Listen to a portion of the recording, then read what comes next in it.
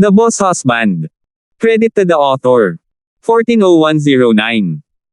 Ang mga pangalan po na nandito ay galing sa mga name generator. Kaya kung meron man pagkakatulad sa mga pangalan ng totoong tao o lugar, ito ay tunay na hindi sinasadya. Ang kwentong ito ay rated SPJ. Striktong patnubay sa mga walang jowa. Ito ay bawal din sa bata at matatandang walang asawa.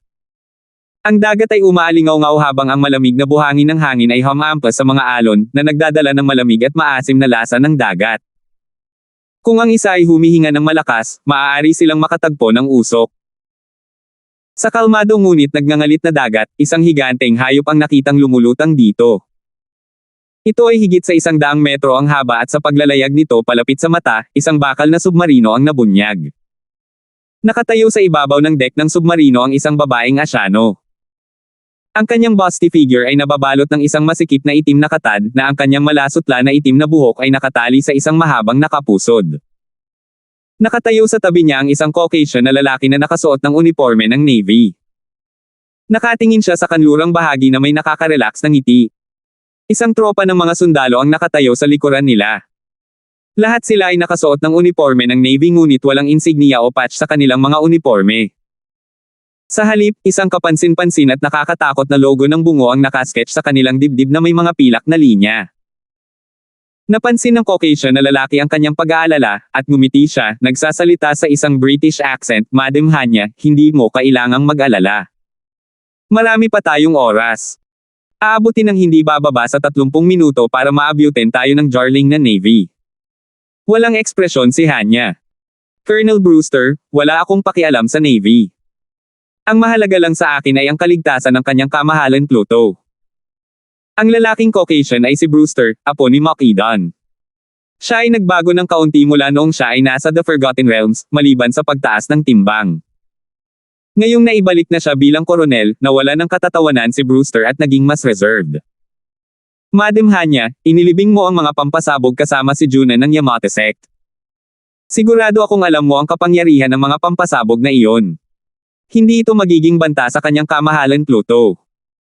Tungkol naman sa mga missiles, mismong ang kanyang kamahalan Pluto ang humiling nito, kaya sigurado akong alam niya ang mga kahihinatnan nito," sagot niya na hindi makakasama sa kanya.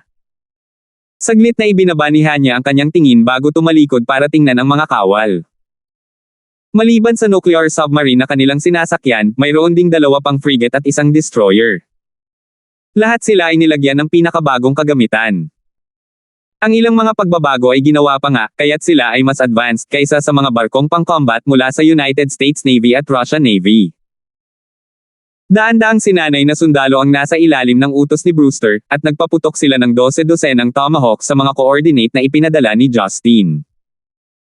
Sa sandaling na isagawa ang mga utos, ang mga frigate at ang destroyer ay naglayag sa internasyonal na tubig, samantalang ang nuclear submarine ay nanatili dito, naghihintay sa pagdating ni Justin.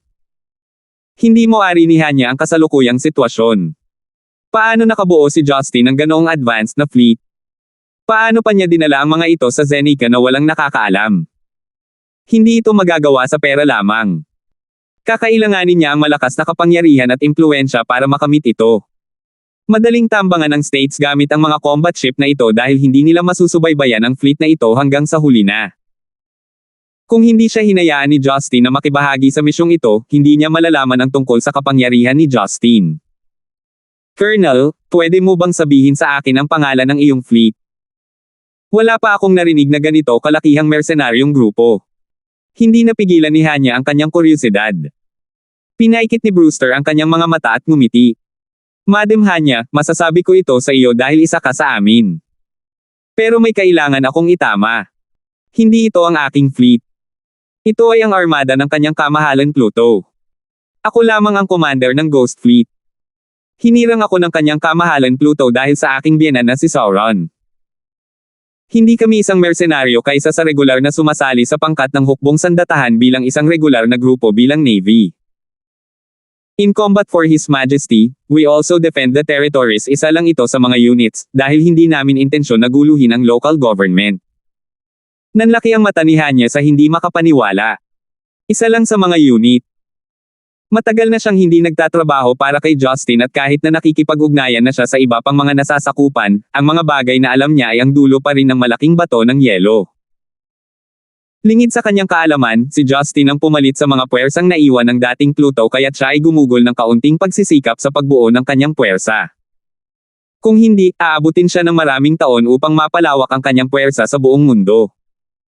Kinailangan ng ilang oras para makabawi si Hanya mula sa kanyang paghanga kay Justin at kapag nagawa niya ito, may naramdaman siyang kakaiba sa dagat sa pamamagitan ng paggamit ng matalas na pandaman ng isang jinnin. May darating. Si His Majesty Pluto. Nagulat si Hanya sa ibabaw ng dagat. Hindi niya tatawaging master si Justin sa harap ng mga tagalabas. Napansin din ito ni Brewster, at nakahinga siya ng maluwag. Nag-alala ito noong una nang hindi niya mahanap ang signal ng mobile phone ni Justin. Mabilis na gumagalaw si Justin sa dagat habang nag-iisang binuhat si Mary Chris sa himpapawid. Ang kanyang damit ay sira-sira at nakakahiya na kailangan niyang lumangoy sa submarino. Sa pakikipaglaban kay Kenneth, makakatakas siya gamit ang mga batas ng kalawakan ngunit hindi ito magiging epektibo. Hindi lang naharang ni Kenneth ang kanyang daan, mag-iiwan din siya ng bakas. Bukod pa rito, kasama niya si Mary Chris, hindi lubos na nakatitiyak si Justin na makakatakas siya ng mabilis. Kaya naman, napilitan siyang gamitin ang daanan na ginawa ng mga torpedo. Ito ay hindi isang mahirap na gawain dahil siya ay mahusay sa paglangoy. Sa antas ng cultivation ni Mary Chris, naging madali para sa kanya ang mga bagay. Para naman sa mga matatanda, abala sila sa paglilipat ng mga miyembro ng clan sa mas ligtas na lugar habang nagdedepensa laban sa mga missile. Wala ni isa sa kanila ang nakapansin sa pag-alis ni Justin. Nainis si Justin na pumutok ang kanyang mobile phone mula sa napakalaking puwersa ngunit sa kabutihang palad para sa kanya, kabisado niya ang mga coordinate. Pagkatapos lumangoy sa patuloy na bilis sa loob ng ilang oras, sa wakas ay nakarating na si Justin sa submarino. Inabot niya si Mary Chris kay Hanya at umakyat sa deck. Your Majesty Pluto, Chief Commander ng Ghost Fleet, ulat ng Brewster. Sumaludo si Brewster. Si Justin ay nagbubunot ng seaweed sa kanyang katawan at nagluwa siya ng maalat na tubig bago iwinagayway ang kanyang mga kamay kay Brewster. Sige, Brewster. Iwanan ang mga pagsaludo at ilipat ang submarino sa internasyonal na tubig bago tayo sundan ang hukbong dagat. Oo, Ginoo. Mangyaring pumasok sa submarino. Tumango si Justin at sinabihan si Hanya, Hanya, bantayan mo ang babaeng ito. Mayroon siyang panloob na enerhiya, kaya pakainin mo siya ng kahit ano para hindi siya makaya. Huwag mo siyang patayin. Kailangan ko pa siyang tanungin. Tumango si Hanya, at tumingin siya kay Mary Chris na nakahiga sa kanyang mga bisig. Bagamat natatakpan ng basang buhok ang halos buong mukha niya, masasabi pa rin ni Hanya na isa siyang magandang babae, at ang pagtuklas na ito ay nagpapikit ng mata ni Hanya. Sa sandaling nakapasok sila sa submarino, ang submarino ay sumisid sa dagat at lumipat patungo sa internasyonal na tubig. Pumasok si Justin sa command center, nag-iwan ng bakas ng paa. Naghuhukay siya sa kanyang tenga habang nakikinig sa mga ulat ng labanan ni Brewster. Iyong kamahalan Pluto, ipinadala namin ang ikatlong unit ng Ghost Fleet ayon sa iyong utos. Maliban sa Virginia-class na nuclear submarine, mayroong 2 Basen-class frigate at isang Arleigh Burke-class destroyer. Ang iyong yate, Erebos, ay nasa internasyonal na karagatan at sa ating kasalukuyang bilis, dapat nating lisanin ang 30 minutong dagat ng teritoryo ng Zeneca. Tama lang ang carrier battle group na ito. Uye, ilang missiles ang pinaputok mo? Tanong ni Justin.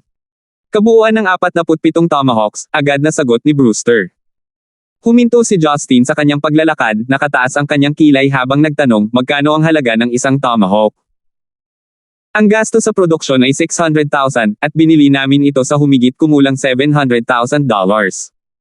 Bakit mo ito tinatanong? Ano? $700,000. Nagtaas ng boses si Justin dahil sa pagkabigo. Bakit ka nagpaputok ng napakaraming missiles? Maaari mo na lang sanang magpaputok ng mga missile sa mas maliliit na batch. 4 na round ang pinaputok mo, at mahigit $30 million iyon. Akala ko ba magaling ang lolo mo sa mga numero? Paano siya nagpalaki ng isang magastos na tulad mo? Nadama ni Brewster na siya ay mali, ngunit hindi siya nang ahas na pabulaanan. Siya ang humiling sa kanya na sakupin ang lahat ng mga lugar, at wala siyang binanggit tungkol sa pag-iipon ng pera. Si Justin ay may sakit sa puso sa lahat ng perang ginastos. Maaaring mayaman siya ngunit marami siyang bibig na dapat pakainin. At saka, hindi kayang patayin ng mga missile na iyon ang mga bastard na iyon. Ito ay isang pag-aaksaya ng pera.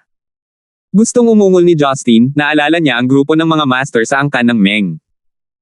Kinailangan niyang tanungin si Mary Chris ng magising ito para ayusin ang mga bagay-bagay. Lumipas ang 30 minuto at nagsama-sama ang unit ng Ghost Fleet. Magkasama silang nagtipon sa paligid ng isang maliwanag na ilaw na yate na may 4 na palapag. Humigit kumulang 200 metro ang haba nito na may puting hitsura. Ang marangyang yate na ito ay Erebos, isa sa mga laruan ni Gibson Che. 1402. Matapos lumutang ang nuclear submarine, ang nakapaligid na destroyer at 2 frigate ay unti-unting lumalapit sa harap at gilid ng Erebos, na bumubuo ng isang escort formation. Bagamat ito ay isang mabituing gabi, sa deck ng barkong pandigma, ang mga sundalo ng Ghost Fleet, sa ilalim ng pamumuno ng mga opisyal, ay tumayo ng tuwid sa harap ng mabangis na simoy ng dagat, pinapanood si Justin na sumakay sa barko sa di kalayuan. Nakatayo sa deck ng submarino, kumaway si Justin sa mga sundalo at nagpahayag ng kasiyahan sa kanilang mga aksyon. Nang may 10 metro na natitira mula sa Erebos, si Justin ay tamad na maghintay.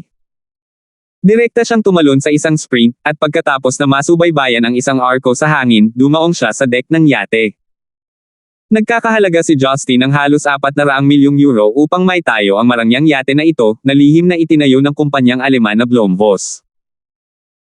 Ang kumpanya ay minsang tumulong sa Russian oligarch na si Abramovich na itayo ang marangyang yate na Eclipse, na itinuturing na numero 1 sa mundo, ngunit sa katunayan, ang Erebos ni Justin ang pinakamalaki, ayaw lang niyang ibunyag ito sa labas ng mundo, hindi banggitin na walang media ang nangahas na mag-ulat tungkol dito. Dahil sa kakulangan ng permanenteng tahanan, tulad ng isang mobile na kastilyo sa dagat ang kailangan niya. Mula nang iwan siya ng 17, hanggang ngayon ay hindi pa siya nakakasakay sa yate na ito dahil napakaraming alaala ng dalawa dito. Sa paghakbang muli sa yate na ito, mas nabawasan ang pagtutol sa kanyang puso. Marahil ito ay dahil sa nalaman niyang tunay na umalis ang 17, o dahil sa kanyang pagtanda, nakaramdam siya ng nostalgic kaysa sa kalungkutan. Dinala ni Hanya si Mary Chris, na nakoma pa at sakay ng barko pagkatapos ni Justin. Tulad ng para sa Brewster, sumakay siya sa Arleigh Burke-class destroyer at patuloy na pinamunuan ang fleet. Sa yate, ang lahat ng mga tripulante na nakasuot ng maayos na asul na uniforme ay kadalasang may karanasang nasa katanghaliang gulang na mga mandaragat, gayon din ang ilang matatandang dalaga. Ang mga taong ito ay hindi kapansin-pansin, at ang nanguna sa kanila upang batiin si Justin ay isang matandang chef na may puting mukhang sideburns at kulot na bigot, na nakasuot ng chef's hat. Kamahalan Pluto, napakasaya kong nakabalik sa Erebos, miss na miss ka naming mga matatanda, nakangiting sabi ng chef. Matandang Fanny, marami ka pang oras bago mo makilala ang Diyos, mukha kang mahusay, ngumiti si Justin at tinapik si Fanny sa balikat. Ito rin ang kanyang pinagkakatiwalaan na kilala siya sa loob ng maraming taon, at siya rin ay isang mabuting kaibigan ni Ron. Ngumiti si Fanny at sinabing, salamat sa iyo, napaka-komportable ng buhay sa yate, at titigil ako sa daungan paminsan-minsan para bumili ng ilang mga gamit, ang iba ay relax lang. Tumango si Justin at tumingin sa iba pang mga tripulante sa bangka. Lahat sila ay maganda ang hitsura, tila ang mga matatandang ito ay hindi masyadong naiinip pagkatapos ng lahat. Cheryl ba ito? Curious na tanong ni Justin nang makita niya ang isang babae na mukhang nasa edad 50 anyos at naningkit ang mga mata habang nakangiti. Nahihiyang ngumiti si Cheryl, kamahalan Pluto, hindi mo ba ako kilala? Hindi sa ganoong paraan, hindi napigilan ni Justin na tumawa, medyo iba ang itsura mo, ngunit sa kabutihang palad, nakilala ko ang maliliit mong mata. Magiliw na tumawa ang iba pang crew. Masyadong naging komportable si Cheryl sa nakalipas na 2 taon at nawalan siya ng hugis, ngunit hindi gaanong nag-abala ang babaeng nasa edad 50. Itinuro ni Justin si Hanya sa tabi niya at sinabing, siya si Hanya, ang pinuno ng Yamate sect, at mananatili siya sa bangka sa mga araw na ito. Cheryl, ayusin mo ang isang marangyang single room para sa kanya. Bukod pa rito, ang babaeng hawak niya ay ang hostage na kinuha ko, at dapat alam mo kung paano pamahalaan ito. Tumango naman si Cheryl at ang iba pa. Hindi ito ang unang pagkakataon na nag-alaga sila ng mga hostage at mga bilanggo, kaya napakaraming kaalaman. Kung si Hanya ang pinuno ng Yamate sect ay wala sa kanilang pag-aalala. Si Hanya, na pinagmamasdan ng buong yate mula nang siya ay tumuntong, pagkatapos makita ang mga matatandang ito, siya ay napabuntong hininga. Naamoy niya ang isang pahiwatig ng panganib mula sa mga mukhang magiliw na nasa katanghaliang gulang at matatandang lalaki at babae. Dahil dito, lalo pang naging maingat si Hanya nang sabihin sa kanya ng kanyang mga karanasan na ang mga tao sa paligid ni Justin ay hindi kailanman magiging ganito kasimple.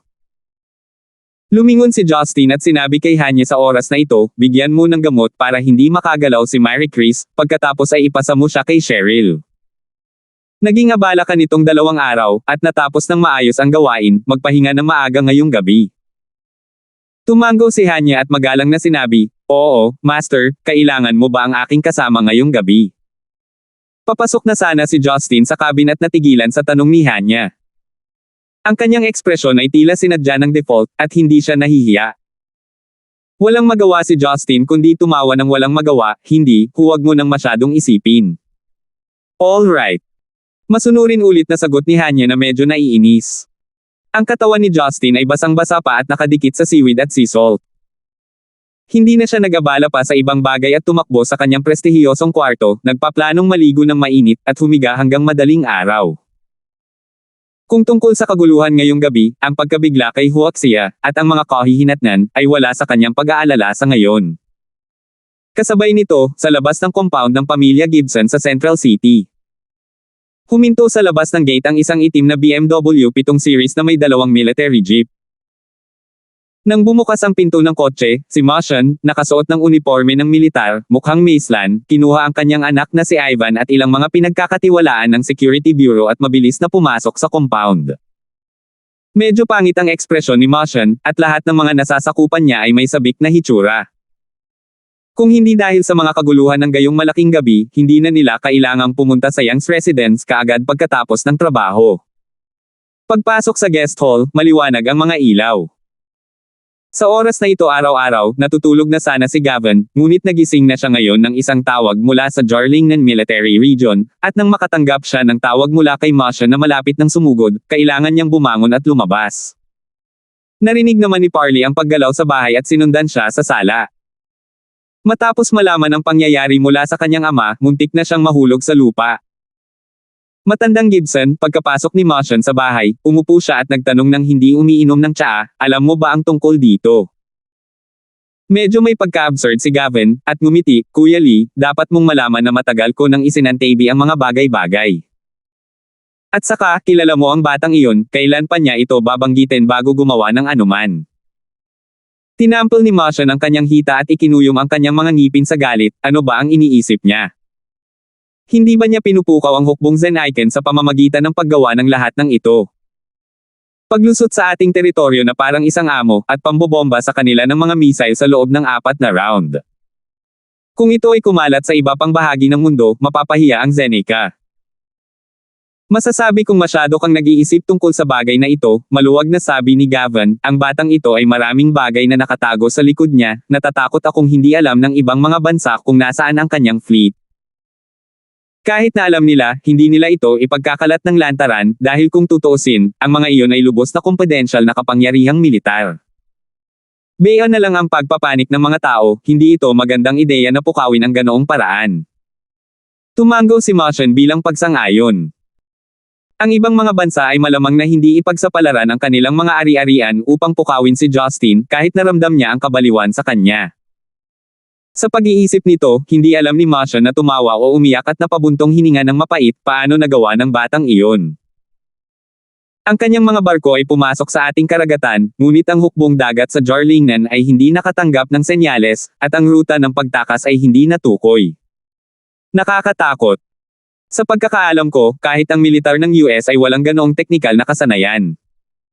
Natawa si Gavin at sinabi, ang bagay na ito ay dapat tingnan sa isang magandang direksyon. Ang gayong mahusay na teknolohiya ay hindi naaga ng ibang mga bansa, hindi ba ito nagpapahintulot sa ating mga hukbo na sumulong ng isang hakbang? Lumiwanag ang mga mata ni Martian. Kaya naman lumapit siya sa matanda sa kalagitnaan ng gabi para makipag-chat, bakit hindi niya ito naisip?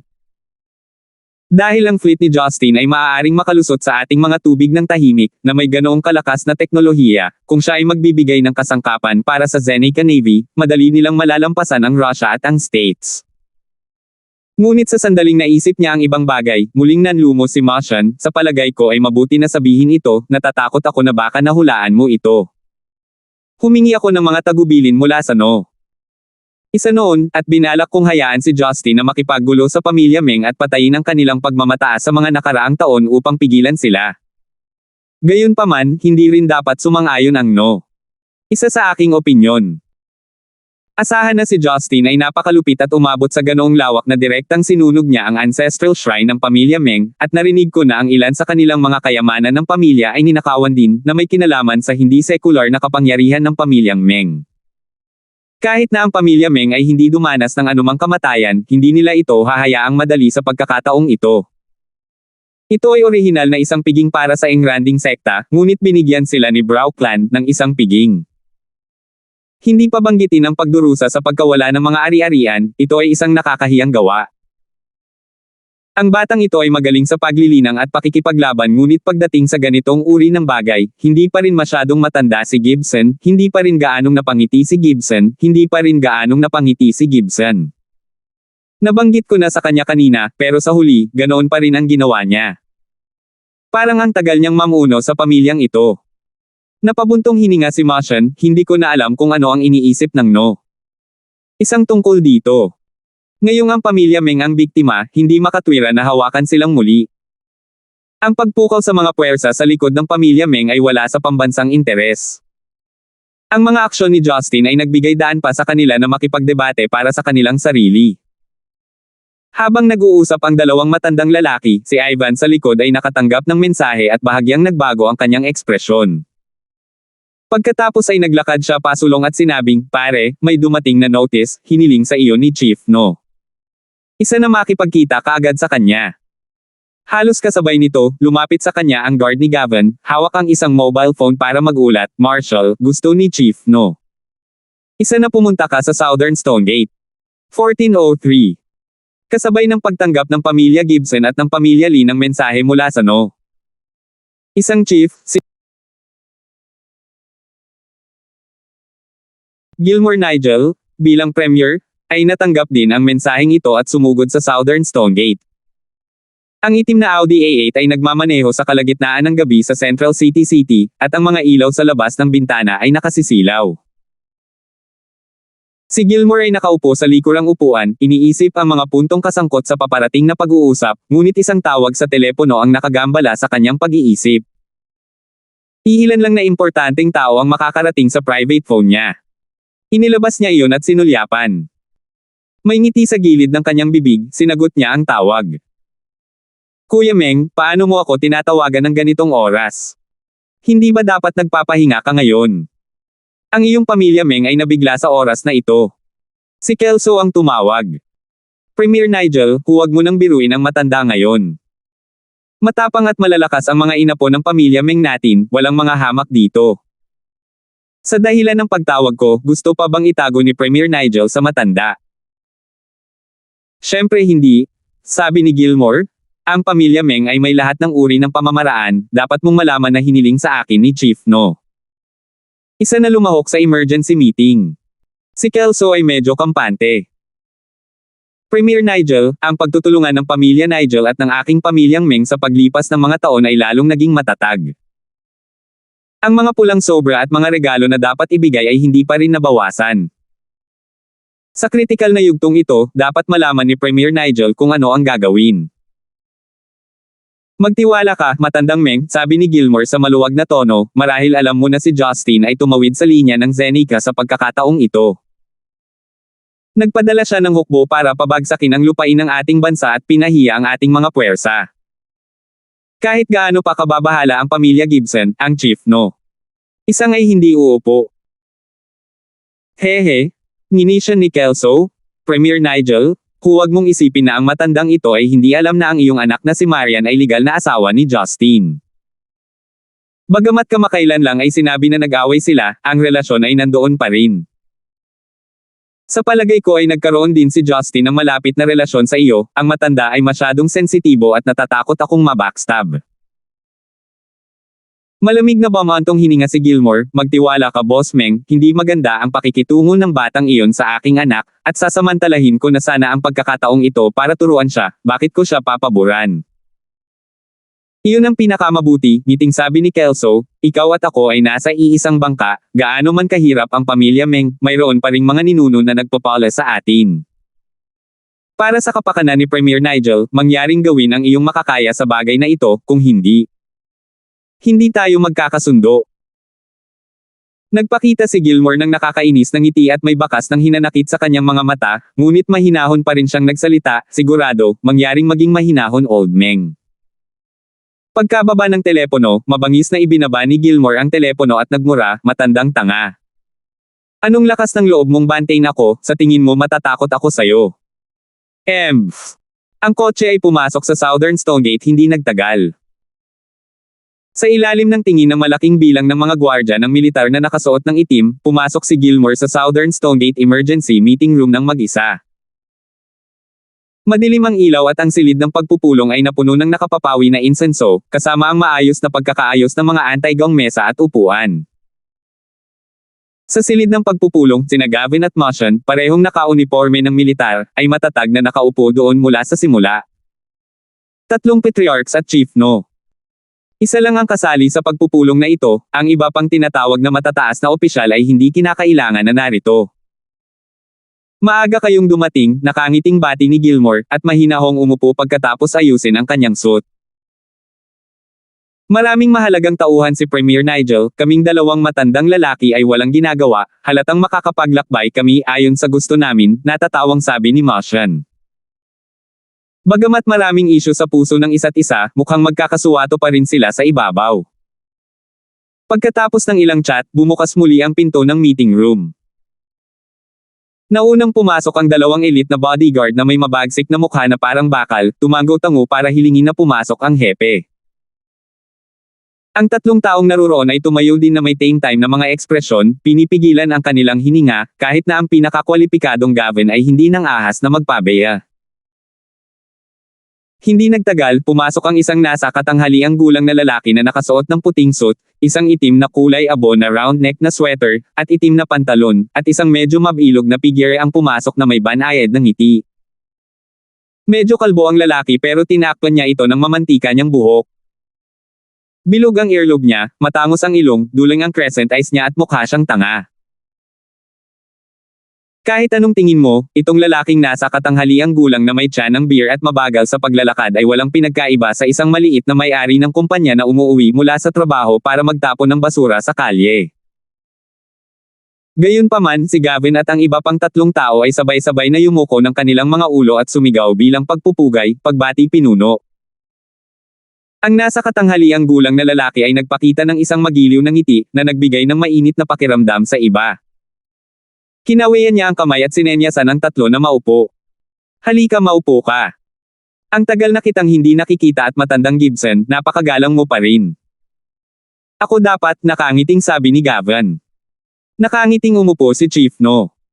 Isa, at sumunod naman silang 3. Kumusta ang kalusugan ni Marshall Gibson kani-kanina lamang? Mukhang maganda ka, magiliw na tanong ni No. Isa. Salamat sa iyong pag-aalala Chief, ang matanda ay mabuti, sabi ni Gavin. Ang matandang Marshall ay isang kayamanan ng pambansang hukbo, ang iyong kalusugan ay isang malaking pagpapala para sa bansa, ako ay labis na nasisiyahan, ngumiti si No. Isa at nagtanong, kamusta ang iyong pamilya? Iyon ay sinabi, silang 3 ay bumulong sa kanilang mga puso, mabilis na tumaas iyon. Bahagyang huminto si Gavin sa pagkakataong ito bago sumagot, maliban sa isang walang prinsipyong inapo, lahat ng iba ay mabuti. Medyo natarante si No. Isa, oh. Bakit mo naman nasabi? Mapait na ngumiti si Gavin, Chief, alam mo naman siguro kung ano ang nangyari sa apo ko, kaya mo, ako pinatawag dito. Bakit ka pa magtatanong? Mukhang natigilan si No. Isa, ay, hehe. Old Gibson, na-misunderstood mo ako. Ang apo mo, Justin, talagang may ginawang karahasan at gusto kitang makausap. But I am asking about your family affairs and the state should be separated, no? Europe is patriotic and loyal to the country in my view, it just takes time to teach the young guy. Sina Gilmore at Motion ay parehong nakinig ng nakataas ang kanilang mga tainga. Ang mga salita ng no. Isa ay itinuring na lubhang maluwag kay Gavin. Hindi niya direktang ibinunyag ang bagay ngunit sa halip ay inilabas niya ang kanyang kawalang kasiyahan kay Justin. Gayunpaman, sa pagtatapos ng araw, ang katangian ng bagay na ito ay lubos na nakasalalay sa kung ang isa ay makabayan at tapat sa bansa. Si Gavin ay natural na tumugon bilang pagsang-ayon at lubos na nagpapasalamat. Dahil ito ay nabanggit, maaari ko ring tanungin ang mga opinyon ng dalawa pang naroroon dito, lumingon ang no. Isa upang tumingin muli kay Gilmore, at sinabing, narinig ko na ang sanhi ng hidwaan na ito ay may hindi pagkakaunawaan si Justin sa pamilya Meng. Ang ancestral hall ng pamilya Meng ay nawasak at ang kanilang sanggol ay ninakaw, Premier Nigel, alam mo ba? Chief, medyo narinig ko na. Naging abala ako sa trabaho kamakailan at hindi ko masyadong binibigyang pansin ang bagay na ito. Kung tutuusin, hindi ko ito sariling negosyo, implicit ni Gilmore. Nagsumikap ka rin, ngunit mas bigyang pansin dahil umaasa akong makarinig ng mga opinyon, sabi ni No. Isa. Bahagyang umungol si Gilmore bago sinabing, sa tingin ko, ang diskarte ni Justin ay talagang sobra-sobra. Nakakasira ito sa reputasyon ng ating hukbo at nagpapakita ito na hindi niya sineseryoso ang kanyang inang bansa. Kung magpapatuloy ito, maaaring isipin niya na ang dakilang kapangyarihan ng mundo ay magbibigay daan sa kanya na gawin ang lahat ng kanyang naisin at ang pinakamasama ay mangyayari pa. Sa palagay ko ay dapat pa rin natin siyang bigyan ng aral at katarungan. Ang pamilya Meng dahil marami silang nagawa para sa publiko nitong mga nakaraang taon. Nag-donate sila ng pera sa mga lugar na sinalanta ng sakuna, at ang industriya ng Hancock ay nangunguna rin sa iba, ito ay nagpapakita ng pagpapakita ng pagiging makabayan at pagmamahal sa mga tao. Ang Zenica ay hindi makakatakas, at ang impluwensya ay hindi makakabuti sa ibang mga bansa. Tumango si No. Isa, sa palagay ko ay makatwiran iyon, ngunit anong uri ng mga parusa ang inaasahan mo, Premier Nigel? Ito. Si Gilmore ay hindi basta-basta magsasabi, ang hepe ang magpapasya, agad na ibinalik ni Gilmore ang bola sa kanya. Ang isa ay mahirap sabihin, at mangangahulugan din ito ng oposisyon laban sa pamilya Gibson, na hindi karapat-dapat. Hoy, ikaw. Ngumiti si No. Isa nang walang pakialam, pagkatapos ay tumingin kay Motion, at sinabing, Minister Lee, ano sa palagay mo? Sinabi ni Motion na may time na pananalita, Chief, dati nang pumunta ako sa iyo, binanggit ko ang kaugalian ng pamilya Meng na itanim ang kanilang mga kontak sa arena ng politika sa pamamagitan ng hindi makatarungang mga paraan nitong mga nakaraang taon. Sa kanilang malalim na background, sila ay lubos na nagtatagumpay at may posibilidad na tumawid sa mga linya. Sa aking pananaw, si Justin ang may kasalanan, ngunit kung ito ay ang pagmamataas ng pamilya Meng, Kaya't kung talagang kailangan na parusahan, ang magkabilang panig ay dapat na parusahan ng magkasama, at ang magkabilang panig ay mananagot sa kanilang ginawa. Nangangahulugan ito na hindi siya papanig sa alinman sa kanila. Sa katunayan, dahil ang No. Isang ay hindi naglabas ng utos na pigilan si Justin, halatang-halata na siya ay may kawalang kasiyahan sa pamilya Meng. Sa sandaling ito, tinutulungan lang ni Motion ang hepe na banggitin ito. Ang No. Isang ay nagbigay ng nasisiyahang hitsura. Ang mga salita ni Motion ay gumabay sa kanya, pagkatapos ay pinag-isipan niya ito sandali, at sinabi, ang impluwensya ng pamilyang Meng sa Zenica ay hindi maaaring maliitin. Bagamat isa na itong bansa sa ilalim ng batas, ang paghakbang na masyadong malayo ay hindi katumbas ng pagkawala. Ang kapangyarihan ni Justin sa ibang bansa ay talagang nakakasakit din ng ulo. Kung hindi ito mapangasiwaan ng mabuti, maaari itong humantong sa internasyonal na paghihiganti, higit pa rito, at hindi rin ito mapanganib para sa ating pag-uugali. Magpadala ng mga tao sa pampublikong tubig, sa palagay ko ay hindi angkop na gumamit ng mga ordinaryong paraan ng pagpaparusa para sa bagay na ito, kung isa sa alang-alang ang mga interes ng ating mga Zen icon, mas mabuting makipag-ugnayan sa pamilyang Meng, Justin, upang ang magkabilang panig ay malutas ito ng mapayapa at makapag-ambag sa bansa. Napuno ng malumanay ng ngiti ang mga mata ni No. Ngunit isang mahina at hindi mapaglabanan na puwersa ang nagpaunawa sa kanilang tatlo na isa na itong desisyon. Natural, silang tatlo ay hindi nang ahas na magkaroon ng anumang pagtutol. Sa madaling salita, mababaw lang ang ginagawa ng hepe sa pakikipag-usap sa kanila at matagal na niyang ginawa ang kanyang desisyon. 1404. Dumating na ang bukang liwayway at sumikat ang araw sa umaga sa tubig sa silangan. Sa isang lugar sa pampublikong tubig, sa isang silid sa loob ng Erebos yacht, si Mary Chris, na nagising, ay tumingin sa lahat ng nasa paligid niya ng may galit. Hindi niya maalala ang nangyari kagabi. Ang tanging alam niya ay na-knockout siya pagkatapos ng pagsabog, ngunit walang duda na dinala siya ni Justin dito. Iyon ay sinabi, ang pamilya ay natalo muli sa labanan laban kay Justin. Sa kanya naman, malamang siya ang naging hostage. Wala na ang kanyang cellphone, at hindi na rin niya makontak ang kanyang pamilya. Hindi siya nang ahas na lumabas ng madalian, dahil ito ay isang walang katapusang dagat sa labas, at mayroon pang isang frigate na naglalayag sa tabi ng yate. Sa puntong iyon, alam na niya na halos imposibleng makatakas. Itinulak ang pinto, at pumasok ang isang puting babae na nakasuot ng water blue na maid costume. Mukhang nasa edad 50 na siya at maraming kulubot sa mukha. Miss Meng, gising ka na. Welcome to Erebos, ako si Cheryl, na may hawak ng mga pagkain mo. Chubby Cheryl smiled kindly, she pushed the breakfast cart to the table and put the exquisite western breakfast on the table. Nagtanong si Mary Chris sa English, ito ang site ni Justin. Sumagot si Cheryl nang walang pag-iwas, ang pangalan ng Zen icon ng kanyang kamahalan Pluto ay talagang Justin.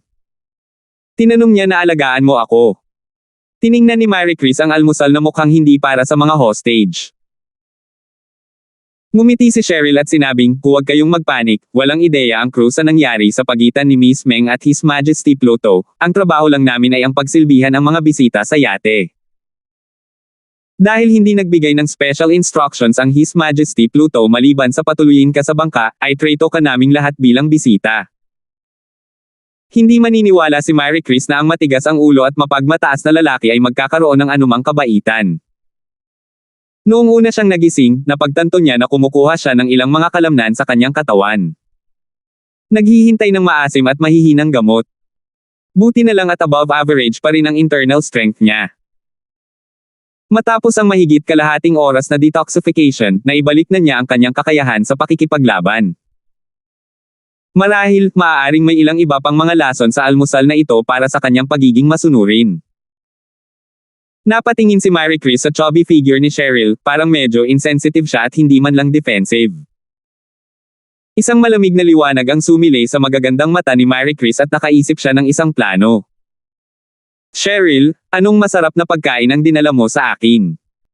Nagpakita ng magiliw ng ngiti si Mary Chris at naglakad papunta kay Cheryl. Nako, sa tingin ko ay magugustuhan mo ito. May apple pie at toast na ginawa ng ating chef na si Old Fanny. Sa kalagitnaan ng kanyang pagsasalita, humigpit ang leeg ni Cheryl habang hinahawakan siya ni Mary Chris. Isang mamahaling silver dinner knife ang kinuha kaagad at inilagay sa mismong lalamunan ni Cheryl. Huwag kang gagalaw. Paalisin mo ako dito baka laslasan ko Gibson lalamunan mo. Si Mary Chris ay nasa sabik sa kanyang puso nang makumplito niya ang unang hakbang ng kanyang planong pagtakas sa pamamagitan ng paghuli ng isang hostage. Cheryl ay nagpakita ng isang hitsura ng kawalan ng kakayahan, ngunit hindi siya nagpanik. Miss Meng, bakit mo ginagawa ito? Ito ang Erebos, hindi ka makakatakas, medyo nakaramdam ng panghihinayang si Cheryl. Huwag kang magsalita ng kalokohan sa akin. Paalisin mo ako. Gusto kong ibalik ang aking telepono, at utusan ng isang tao na ibalik ako sa teritoryong karagatan ng Zenica. Lalong humigpit ang paghiwa ni Mary Chris sa balat ni Cheryl. Bahagyang napabuntong hininga si Cheryl, anak, pagsisisihan mo ito. Sabi nga, ang siko ni Cheryl ay tumama pa atras na parang kanyan at nakipagkamay kay Mary Chris na nakahawak sa kutsilyo. Naramdaman lang ni Mary Chris ang matinding pananakit sa kanyang braso, at bago pa siya makapag-react, natumba siya ng isang kawit sa kanyang paa. Ang taba ng katawan ni Cheryl ay naging isang nuclear-powered super fighting mecha sa isang iglap. Bulalas ni Mary Chris. Nakaupo talaga si Cheryl sa bewang niya at ginamit ang mataba niyang katawan, idiniin siya sa carpet. Tinapik niya ang kanyang mga kamay at sinulyapan si Mary Chris, na umiiyak sa ilalim ng kanyang puweten at ngumiti, bago ko makalimutan, Miss Meng, lahat tayo sa Erebos ay nagretiro na sa zero. Bagamat lahat tayo ay matandang buto, posible pa ring harapin ang isang ordinaryong martial arts learner. Ikaw. Isa kang assassin. Nawala ng boses si Mary Chris saglit. Tapos na ang mga araw na iyon, isa na lang akong katulong sa yate na ito, magiliw na ngumiti si Cheryl. Nakasuot ng red at pink cherry blossom pattern kimono, pumasok ang magandang Hanya mula sa labas ng pinto. Habang nakatingin kay Mary Chris sa lupa ng walang pakialam, sinabi ni Hanya na may paghamak, sino ka sa palagay mo para makatakas mula rito? Lahat ng tao dito ay minsang sumakop sa nangungunang 50 pwesto sa listahan ng pandaigdigang assassin, gaano kakahangahangang pag-iisip. Kagabi, napansin ni Hanya na ang mga tao sa barkong ito ay hindi kasing simple ng kanilang hitsura. Matapos tanungin si Old Fanny, alam niyang lihim na sanay ang mga katulong na ito. Si Mary Chris ay may pagnanais na mamatay ngayon. Sinong mag-aakala na isang sikat na assassin mula sa underground world ang handang pumunta dito para maging utusan? May kasabihan ng Zenica na nababagay sa iyo, mas pipiliin mo ang mahirap na paraan kapag may mas magandang opsyon. Ipapakita ko sa iyo ang kahihinatnan ng pagsisikap na makatakas. Pagkatapos ni Hanya na magalang na yumuko kay Cheryl, hinawakan niya si Mary Chris. Sa lakas ni Hanya, hindi napigilan ni Mary Chris at ikinulong hanggang mamatay. Nang makitang dinadala ni Hanya si Mary Chris, walang magawang umiling si Cheryl at gumuhit ng cross sa kanyang dibdib upang magluksa para sa bata. Sa malawak na deck sa labas ng yate, hawak ni Justin ang mobile phone na dinala sa kanya ng matandang Fanny para makipag-ugnayan kay Melinda sa Zenica. Melinda, makinig ka sa akin, magiging maayos din ang mga magulang mo. Malapit na akong makipag-areglo sa mga matatandang lalaki sa pamilya Meng. Nasa kamay ko ang direktang apo nila, kaya hindi sila maglalakas loob na saktan ng mga magulang mo. Huwag kang pabigla-bigla, hindi mo may iligtas ang mga magulang mo kung pupunta ka, magugulo ka lang, kaya pakinggan mo lang ako, okay? May magdadala sa'yo sa Mediterranean, okay? Si Melinda ay nakatanggap ng mensahe mula kay Justin sa madaling araw at labis na nag-aalala. Kung tutuusin, kinuha ang kanyang biological parents at hindi na rin siya nakauwi. Sa kabilang banda, si Justin ay nagtatago sa ibang bansa na nagparamdam sa kanya na tila babagsak na ang kalahati ng langit. Sinubukan siya ni Justin na kumbansihin sa loob ng mahabang panahon at sa wakas ay nagawa niyang pakalmayan ang babae. Matapos hayaan siyang mangako na walang mga aksidente, tinanggap niya ang mungkahi na pumunta sa Mediterranean para sa isang pansamantalang bakasyon. Kung tungkol sa kung paano dadalhin ang dalawang babae, hindi ito mahirap para kay Justin. Bukod dito, ang pagpapadala ng isang pribadong jet ay hindi nagsagawa ng maraming pagsisikap. Pagkatapos ng tawag, sumulyap si Justin kay Mary Chris na matigas ang ulo na nakatingin sa kanya, at tinanong si Hanya, ano ang problema niya? Master, gusto niyang kunin si Ms. Cheryl bilang hostage at tumakas, ang totoo ni Hanya. Nagagalit lang si Justin sa sandaling iyon, kailangan niyang tumakbo sa pampublikong tubig upang maiwasan ang mga pangyayari at hindi nang ahas na bumalik lahat dahil sa matandang iyon ng pamilya Meng. Ngayon na hindi niya magagamit ang kanyang cultivation base at hindi niya mahawakan ang matanda, ngunit ang dalagang ito ay naglakas loob na lumapit at nagbabantang tumakas. Nang makita ang nag-aatubili na hitsura ni Mary Chris sa kaakit-akit at magandang mukha na iyon, ilang beses nang tumikim si Justin at sinabing, bakit biglang nagbago ang ugali ng pamilya Meng at gusto mo akong pakasalan? Mas mabuting sagutin mo ako ng masunurin dahil wala ako sa magandang mood ngayon. Bah! Bad mood ka. Mas malala ang babae mo dito. Justin, anong klaseng lalaki ka para atakihin ako ng patago? Mas matuwid ba ang pagtanggap mo ng isang babae bilang bihag? Sa palagay ko wala ka nang hihigit pa doon. Hayaan mong sabihin ko sa iyo ito, patayin mo ako kung maglakas loob ka. Hinihintay kong mailibing si Oliver Brown at ang kanyang asawa kasama ko. Ngumisi si Mary Chris. Ang mukha ni Justin ay lumubog, ang babaeng ito ay napakabulol-tempered talaga. Kung ito ay isang babaeng nagustuhan niya, ito ay kay abangan. Ngunit ito ay ang kanyang kaaway, kung paano matapang at matapang ng kanyang. Sa isang hakbang pasulong, hinawakan ni Justin si Mary Chris at pinaikot ang babae sa paligid ng 180 degree. Ang mga binti ni Mary Chris ay hinawakan ni Justin pabaliktad at ang kanyang katawan ay ibinitin. Sinubukan niyang salakayin ang mga binti nito gamit ang palad niya, ngunit walang humpay nitong sinipa ang dibdib niya. Ah! Napasigaw si Mary Chris sa sakit at nabali ang dalawang tadyang sa kanyang dibdib. Ang sakit ay napaiyak siya ng agrabyado. Mula pagkabata, siya ang maharlikang ginang na pinaglilingkuran at pinaglilingkuran ng maraming tao. Pero ngayon, may isang lalaking walang prinsipyo at sinipa siya ng basta-basta na parang wala lang. Justin, mapupunta ka sa impyerno. Hindi na makapaghintay si Mary Chris na kainin ang lalaking ito. Kahit anong sabihin mo, naglakad si Justin sa harap ng yate na parang kumukuha ng maliit na manok. Naghulog siya ng lubod mula sa gilid at nahulog sa dagat na ang isang dulo ay nakatali sa katawan ng barko. Naramdaman ni Mary Chris ang dalawang pagsabog ng masakit na sakit sa kanyang payat na mga binti. Sino ang makakaalam na ito ay sanhi ng ilang mga gasgas na ginawa ni Justin sa kanyang hubad na mga kuko. Hindi nagtagal, nagsimulang umagos ang kanyang pulang dugo. Ikaw. Nang hindi naghihintay na magsalita si Mary Chris, binitawan siya ni Justin at itinapon siya sa dagat. Splash! Ang tubig dagat ay kasing lamig ng yelo at nagbibigay ng panginginig sa kanyang katawan. Bagamat mayroon siyang panloob na proteksyon sa enerhiya, maging ang kanyang mga gilagid ay nanginginig sa lamig. Hindi na masyadong makapag-isip ang matamlay na babae, at subconsciously hinawakan niya ang tali na nahulog mula sa yate. Dahil hindi gumagalaw ang yate, hindi na niya kailangang magpumiglas para agawin ito. Ngunit dumudugo pa rin ang sugat sa kanyang guya. Sa sandaling dumampi ang asin sa dagat sa kanyang mga sugat, ito ay napakasakit. Nanginig si Mary Chris at tumangala kay Justin ng may pait. Ano ang sinusubukan mong gawin? Isang nagbabala na premonition ang nagpalamig kay Mary Chris. Walang pakialam na sinabi ni Justin, wala lang, pero ikaw, isang hostage, ay medyo magulo. Sa tingin ko, mas mabuting magpadala ng ilang mabubuting kaibigan sa dagat para bantayan ka. Mas maaasahan.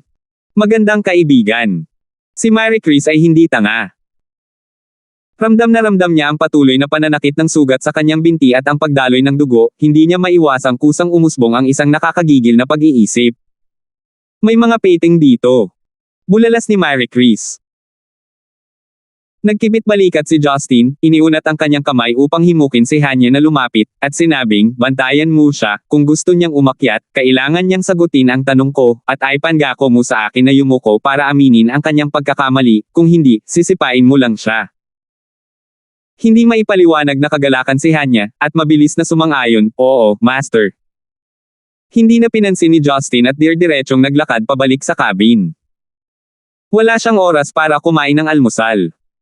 Kailangang matapos ang almusal na inihanda lalo na ni matandang Fanny. Si Mary Chris, na may hawak ng Nagel iligtas buhay na lubad sa dagat, ay mapatla, ngunit mas gugustuhin niyang mamatay kaysa yumuko kay Justin. Ito ay isang bagay ng dignidad ng mga anak ng pamilya Meng. Kung siya ay barilin at mapatay, hindi siya matatakot, ngunit nang maisipan niyang makagat ng isang grupo ng mga peteng, nanlamig ang kanyang gulugad at mas mahirap tanggapin ito. Tumayo si Hanya sa busog ng barko, malamig na nakatingin sa kanya na may ilang mga inaasahan. Umangat ang ulo ni Mary Chris at tinukso si Hanya, ikaw at ako ay parehong babae, bakit gusto mong magtrabaho para sa demonyo? Ginagamit ka lang niya para tulungan siya. Bakit hindi mo ako tulungang makatakas at hindi ka naman tretuhin ng ating Meng family? Walang ekspresyon ang mukha ni Hanya, at punong-puno ng pang-aalipusta ang kanyang mga mata. Kung hindi pinigilan ni Justin si Hanya, pinatay na sana niya ang babae dahil sa kanyang kawalan ng respeto sa kanyang amo. Napagtanto ni Mary Chris na tila hindi siya kumbinsido, at nababalisa. Nag-iisip siya ng paraan para makalabas, ngunit bigla niyang nakita ang asul-itim na palikpik na iyon sa malayong dagat. 1405. Ang mga peteng ay kilala sa kanilang pagiging sensitibo sa dugo. Mayroong maraming malalaking asul na peteng sa lugar ng dagat na ito, at alam na alam ito ni Justin. Ang ganitong uri ng peteng ay nakamamatay sa sinumang ordinaryong tao, ngunit si Mary Chris, na may mahusay na panloob na enerhiya at sinanay sa martial arts ay malamang na makakalaban ng ilang sandali. Napakabilis ng paghinga ni Mary Chris at nang makita ang isang malaking asul na piteng na papalapit sa kanyang sarili, dali-dali niyang hinawakan ang lubid at umakyat ng ilang hakbang. Interesado ang piteng sa kanyang dagwang bukong-bukong at dumiretso sa ibabaw ng tubig, binubuksan ang maladugong palanggana nitong bibig sa puti at malambot na guya. Hindi alintana ni Mary Chris ang takot sa kanyang puso, sinipa niya ang ilong ng piteng at isang muffled na ingay ang lumabas. Hindi bababa sa hindi nawala ang anumang bahagi ng kanyang sarili. Ang basang buhok ni Mary Chris ay nakadikit na sa kanyang maputlang pisngi habang humahagulgol siya sa kahihiyan. Wala siyang ideya kung bakit kailangan niyang magdusa ng ganoong mental at pisikal na pagpapahirap. Sa pagdami ng mga piteng, 7 o 8 sa kanila ang patuloy na tumatalon sa ilalim ng tubig na sinusubukang kagatin siya. Hindi siya naglakas loob na bitawan ang lubid at patuloy na sinipa ang mga piteng na ito, na naging dahilan din ng kanyang pisikal at mental na pagod. Nang makitang parami ng parami ang mga piteng na lumalapit sa kanya, hindi na siya nag-abala pa at pilit na sinubukang umakyat sa bangka kasama ang mga lubad. Halatang hindi hahayaang magtagumpay si Hanya na nagbabantay doon. Ang pinuno ng Yamato sect ay masayang nakatingin sa kanya, umaasa na ang babaeng ito ay kakainin ng mga piteng na iyon. Bago maabot ni Mary Chris ang rehas, muling sinipa ni Hanya ang kanyang dibdib. Si Mary Chris sa una ay nagkaroon ng 2 bali ng tadyang sa parehong lugar at sobrang sakit. Ngayong nasugatan na naman siya, hindi na niya nakayanan ang sakit at nahulog siya sa dagat. Nakita mismo ng grupo ng mga piteng ang masasarap na pagkain na hindi inaasahang nahulog sa dagat, at mabilis na sumugod. Si Mary Chris ay likas na gumamit ng natitirang panloob na enerhiya, sinampal at sinipa ang mga piteng sa dagat ng tuloy-tuloy. Nakapagtataka, nataman niya ang 2 piteng hanggang sa mamatay, at ang dugong escarlata ay kumalat at nadungisan ng tubig. Nang makitang patay na ang kanilang mga kasama, agad na bumuka ang bibig ng ilang piteng at sinimulang lumunin ang mga bangkay ng mga piteng na namatay kamakailan. Binigyan nito si Mary Chris ng pagkakataong huminga, at muling hinawakan ang lubid at ibinitin sa hangin. Ang iyong mga kasanayan ay hindi masama, ngunit tila ikaw ay lubos na pagod, sabi ni Hanya sa malamig na boses nang walang anumang ekspresyon. Natuklasan ni Mary Chris na ang babaeng ito ay isa ring ganap na demonyo. Gusto niyang makita siyang duguan na kinakain at naaagnas ng mga piteng pagkatapos maubos ang kanyang lakas. Bilang anak ng pamilya Meng, hindi siya natatakot sa kamatayan, ngunit hindi niya matanggap na ang kanyang magandang bangkay ay kakagat sa duguan na laman ng isang grupo ng mga nilalang sa dagat. Isipin na lang ang kanyang mga laman loob na lumilipad at nilalamon ng mga ito.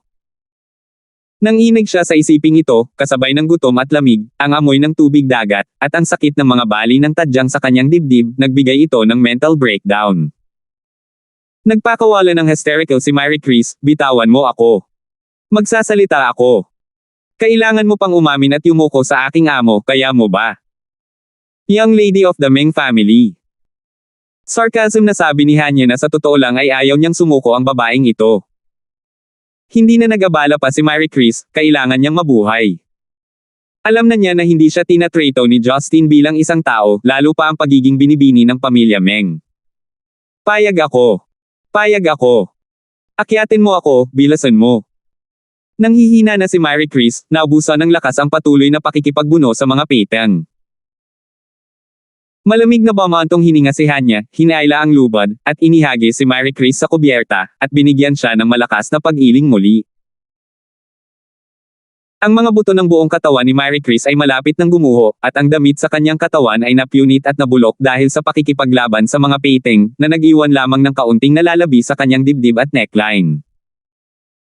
Ang kanyang ivory na puting balat ay natatakpan ng matingkad na pulang galo sa kanyang buong katawan. Tanging isang itim pulang bra at isang pares ng sexing panloob na parehong estilo ang naiwan.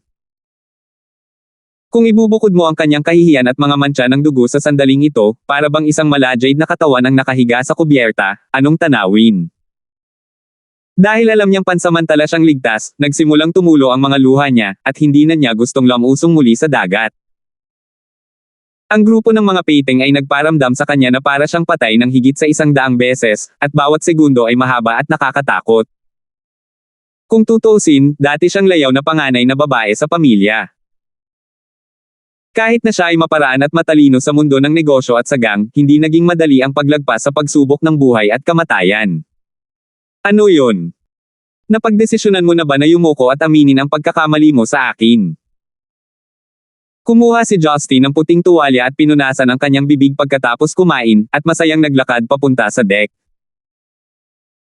Ang mga kalamnan ng buong katawan ni Mary Chris ay masakit at mahina, at ang kanyang pares ng orihinal na kaakit-akit na mga mata ay nakatitig kay Justin sa sandaling ito, na para bang siya ay manhid na. Sinulyapan ni Justin ang katawan ng babae na nakalantad sa hangin ng may interes. Ang kanyang katawan ay talagang kamangha-manghang kung ano ang isang mahalagang pag-aari. May itatanong sa iyo ang aking amo. Walang awa na sinipa ni Hanya ang hita ni Mary Chris. Si Mary Chris ay sumigaw at gumulong sa kubyerta ng ilang beses, nagngangalit ang kanyang mga ngipin at umiyak. Hindi ba paulit-ulit na sinasabi sa akin ng iyong Meng family na lumuhad at yumuko? Ngayon, hahayaan kitang tikman ang sarili mong gamot. Bibilang ako ng 3 at kung hindi mo gagawin, itatapon kita para pakainin muli ang mga peteng. Sa sinabi nito, nagsimula siyang magbilang, 1, 2, hindi. Pinisil ni Mary Chris ang kanyang natitirang lakas at tumalikod na may maputlang mukha at lumuhad kay Justin ng may ayaw. Parang dinudurog ang kanyang mga buto, sa gitna ng kahirapan, yumuko si Mary Chris at malakas na itinulak ang kanyang noo sa deck. I'm sorry. I was wrong. I was wrong. Naramdaman ni Mary Chris na ang kanyang dignidad ay parang tile na nakaligtas sa marahas na panahon, nagbabalat sa bawat patong, inaanod palayo sa simoy ng dagat, at hindi na muling mahahanap. Alam mo ba kung bakit ka nagkakamali? Naglakad si Justin papunta sa babae, kumakbang mismo sa harap ng ulo ng babae, at nagtanong ng mapagpakumbaba. Napahikbi si Mary Chris, kami. Hindi ka namin dapat dayain. Mukhang hindi mo pa rin naiintindihan, iniunat ni Justin ang kanyang kamay at itinuro ang grupo ng mga peteng sa dagat na ayaw pa ring umalis, at sinabing, alam mo ba kung ano ang pinakamalaking pagkakaiba sa pagitan ng mga peteng kumpara sa ibang mga isda? Tumangala si Mary Chris at umiling nang hindi niya nalalaman. Wala silang fish mo, sabi ni Justin.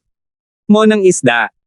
Si Mary Chris ay lalong naguluhan at nalito, hindi alam kung ano ang ibig sabihin ni Justin. Matigas na sinabi ni Justin, oo, walang isda ang mga peteng. Mula nang sila ay ipanganak, upang mabuhay at hindi lumubog sa ilalim ng dagat, kailangan nilang patuloy na gamitin ang kanilang mga katawan sa pag-ugoy ng walang tigil. Ang mga peteng ay hindi tumitigil sa pakikipaglaban para sa kanilang sariling buhay mula nang sila ay isinilang. Kaya't ang sinumang makakaligtas ay ang pinakamalakas sa dagat. Ako ay tulad ng isang peteng, naiintindihan ko na ako ay hindi magkakaroon ng anyo sa aking sarili, at hindi ko na kailangang makipaglaban sa aking sarili, at hindi ko na kailangan pang makipaglaban sa aking sarili at sa aking sarili. At kayo, kayo ay isang grupo lamang ng mga tao na umaasa sa anino ng inyong mga ninuno at kumilos ng mayabang sa harap ng mga tao. Si Mary Chris ay nagpakita ng isang pangit na ekspresyon at masalimuot na emosyon ang dumaan sa kanyang mga mata at siya ay nagulat. Si Hanya sa gilid ay tumingin sa lalaking sinusundan niya ng buong damdamin, ngunit hindi siya naglakas loob na magpahayag ng labis. Pagkatapos ng mahabang katahimikan, muling nagtanong si Justin, bakit gusto mo akong pakasalan bigla? Sabihin mo sa akin ang totoo at magiging ligtas ka sa ngayon. Ang huling linya ng depensa ay gumuho sa kanyang isip. Marahil ay napagtanto niya na hindi niya kayang talunin ang lalaking nasa harapan niya o marahil ay pinili niyang sumuko. Dahil sa pressure ni Chief No. Isa. Kumunat ang noo ni Justin, anong ibig mong sabihin? Pinunasan ni Mary Chris ang tubig dagat at luha sa kanyang mukha at sinabi sa kanyang pumutok na labi, hindi ako masyadong sigurado sa mga detalye, ngunit ang aming pamilya Meng ay may mga especially iya sa sentral na pamahalaan, kaya mabilis kaming makarating sa pangunahing desisyon. Dahil sa hidwaan na ito sa pagitan mo at ng aming pamilyang Meng, nakipagpulong si Chief No. Isa sa patriarch ng pamilyang Lee. May ideya siyang gamitin ka para sugpuin ang pamilya namin ni Meng. Makipag-usap sa amin sa isang paraan ng taong higit na isinasaalang-alang ang pangkalahatang sitwasyon ng bansa ay hindi siya magkakaroon ng personal na emosyonal na mga kadahilanan. 1406. Ang No. Isang ay matalino at may kasanayan, ngunit ang iyong Meng family ay tila mas maparaan kaysa sa kanya upang makapagnakaw ng impormasyon mula sa kanya. Natakot si Mary Chris na hindi maniwala sa kanya si Justin, ngunit hindi niya alam kung ano ang sasabihin kaya napagdebatehan na lang niya, walang anumang sikreto sa industriya ng politika. Bawat pamilyang nagtatagal ay may sariling mga diskarte upang makakuha ng impormasyon. Hindi pa ako ang patriarch ng pamilya kaya wala akong ideya kung paano namin nakuha ang lahat ng ito, ngunit wala akong dahilan para magsinungaling sa iyo. Pinaniwalaan ni Justin ang karamihan sa kanyang mga salita, pinag-isipan ito ng mabuti, tila ginamit siya bilang sandata. Ngayong nalinaw na ito, nagkaroon siya ng higit na kaalaman tungkol sa Chief No. Isa na iyon. Ang isang lalaki na tila mabait at mabait sa TV ay talagang isang mamamatay tao sa likod ng mga eksena. Siyempre, ang pamilya Lee ay may bahagi rito. Bagamat maganda ang relasyon ni Duncan sa kanyang sarili, pagdating sa mga bagay na ito, malamang napipiliin niya muna ang benepisyo ng bansa. Si Justin ay dumanas ng ganoong problema at hindi niya alam kung ano ang sasabihin sa puntong iyon. Pabalik-balik siya saglit, at may matatalas na mata na nagsabi, ngayong nasa kamay ko na kayo, sabihin sa inyong pamilya na palayain ang aking ama at biyenan, pagkatapos ay ibabalik na kita. Isang bahagyang galaw ang dumaan sa kanyang mga mata, ayaw niyang manatili sa barko kahit isang segundo. Bigyan mo ako ng tool para makipag-ugnayan at sasabihin ko sa aking lolo. Binato siya ni Hanya ng cellphone. Ang mobile phone na ito ay espesyal na ginawa ni Jane, at ang antas ng agham at teknolohiya sa anumang bansa ay hindi masusubaybayan. Stonegate, sa isang pribadong manor na sakop ang napakalaking lugar na binili ng pamilya Meng. Marami sa mga pangunahing tauhan ng pamilya Meng ay nakarating na sa manor, kabilang ang ilan sa mga patriarch ng collateral na pamilya ng pamilyang Meng, na lahat ay ipinatawag. Ang apat na matatanda, sina Kenneth, Therese, Wilfred, at Quentin, ay nakaupo ng mataas sa mga nangungunang posisyon. Tahimik lang silang nakikinig sa gilid at hindi nag-abalang makipag-usap sa mga nakababatang henerasyong ito. Doon, pinag-uusapan ni Kelso at 12 ng mga kinatawan ng collateral tribes, gayon din ang pangunahing senior level ng Southern Zenica Gang, kung paano haharapin ang krisis na ito. Maaaring hindi inaasahang masira ni Justin ang mga depensa ng Zenica Navy at atakihin ang Tomahawk missile sa lokasyon ng pamilyang Meng. Kung hindi dahil sa presensya ni Kenneth at ng iba pang matatanda, ang pamilya Meng ay walang pinuno sa oras na ito. Dahil sa mabangis at makapangyarihang pamamaraan ni Justin, kinilig ang pamilya Meng. Gayunpaman, ang higit na ikinabahala ng pamilya Meng ay kung hindi mareresolba ang hidwaan sa pagitan niya at ng pamilya, hindi ito hahayaan ni Chief No. Isa ng madali.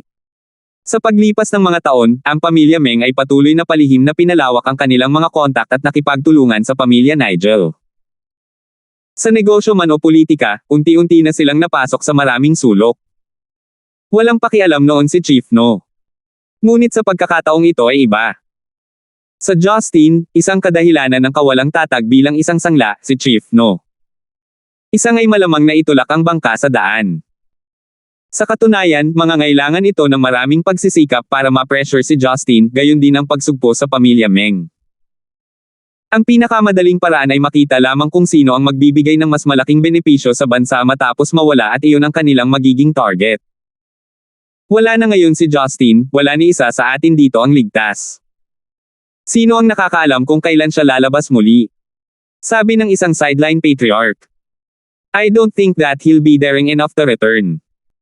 There are few elders here and he is not their opponent at all. This time nagalit siya sa upper management. Hanggat bumalik siya sa Zenica, mahuhuli siya ng no. Isa. Kung hindi, hindi ba mawawala ang reputasyon ng Zenica? Si Balmore, ang master ng Whitehorse Hall, ay umiling at sinabing, hindi naman. Kahit na gusto ng no. Isa na arestuhin si Justin, tiyak na naghihintay siya na makipaglaban siya sa ating Southern Zenica Gang hanggang sa max. Sa oras na iyon, kahit na maaresto si Justin, ang ating pagsusumikap sa loob ng maraming taon ay masisira rin. Sa aking pananaw, pumunta tayo at arestuhin ang lahat ng nasa paligid ni Justin. Hindi ba siya may anak na babae sa Stonegate? Kapag nahuli siya, hindi na siya mangangahas na kalabanan muli tayo. Baliw ka ba? Napagalitan si Sian Sawyer, ang bagong master ng Golden Jade Hall. Originally, walang ginawang aksyon ang Gibson family sa pagkakataong ito dahil sinabi nila na ang hinaing ni Justin ay walang kaugnayan sa pamilya. Pero kung kukunin ang anak ni Justin, hindi ba ito madadamay sa mana ng bloodline ng pamilyang Gibson? Pagdating ng panahon, ang mga sundalo ng Jarlingnan at Jarlingnan ay direktang magpapalibot sa atin. Hindi nasaktan ang aming pundasyon, magduruso pa rin kami ng isang tiyak na halaga ng pagkawala. Tama, mas mabuting huwag hawakan ang mga taong nakapaligid sa kanya at ang no. Isa ang pinakamalungkot pagdating sa pang-iistorbo sa mga tao. Si Oliver Brown at ang kanyang asawa ay nahuli dahil hindi siya mabuting tao, kaya pinabayaan sila. Ang ilan sa mga babae ni Justin ay mga individual na may katayuan. Nabalitaan ko na dalawa sa mas ordinaryong mga tao ang umalis sa bansa ngayong umaga. Hindi natin alam kung ano ang ibig sabihin ng ibang bansa na ipinadala niya. Mga asasin para patayin ang ating mga tao, hindi ba sulit ang kandila? Iyon ay sinabi, naramdaman din ng iba na hindi rin ito magandang ideya. Kung tutuusin, ang mga pinagmulan ng pamilya Meng ay malago, at mayroon silang napakaraming kamag-anak. Nasa maliwanag pa rin sila, madaling mahuli ni Justin. Si Kelso ay nakinig sa kanilang mga opinyon dito at doon at mas inis. Ang nakapanlulumo ngayon ay kahit si Justin ay hindi matagpuan kahit saan. Ang fleet ng bata ay dumarating at umalis ng walang bakas, at walang radar na matukoy. Alam ng Diyos kung nasaan sila sa malawak na karagatan. Boss. Tawag ito ng panganay na babae. Isang guard ang may hawak ng cellphone ni Kelso. Ano? Mary Chris.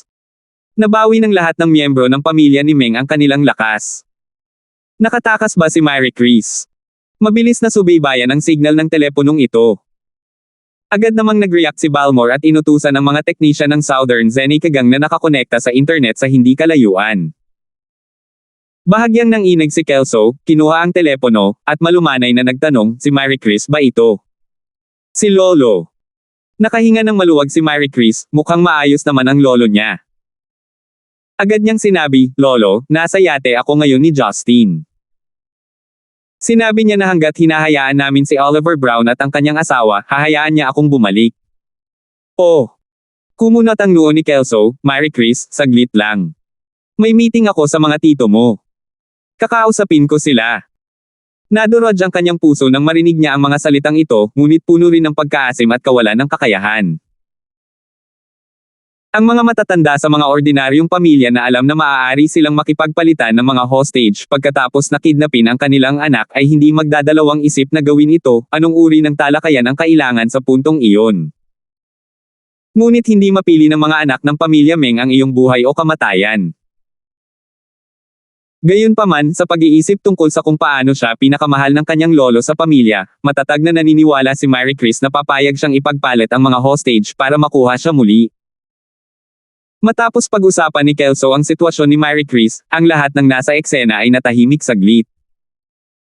Karamihan sa kanila ay hindi masyadong optimistiko tungkol sa kasalukuyang deal, hahayaan na lang ba ito ni Justin? Pagkaraan ng mahabang panahon, isa sa mga hall protector, si Quinten, na nakaupo doon, ay nagsabi, ang batang iyon na si Justin ay tuso at mabisyo. Kahapon, sinabi niyang pumunta siya sa pulong ng mag-isa, ngunit naglagay siya ng mga missile at pampasabog doon at hinintay kaming tumalon sa fire pit. Hindi ako maniniwala sa kanyang mga salita. Ang mga salitang ito ay naisip din ng maraming miyembro ng gang.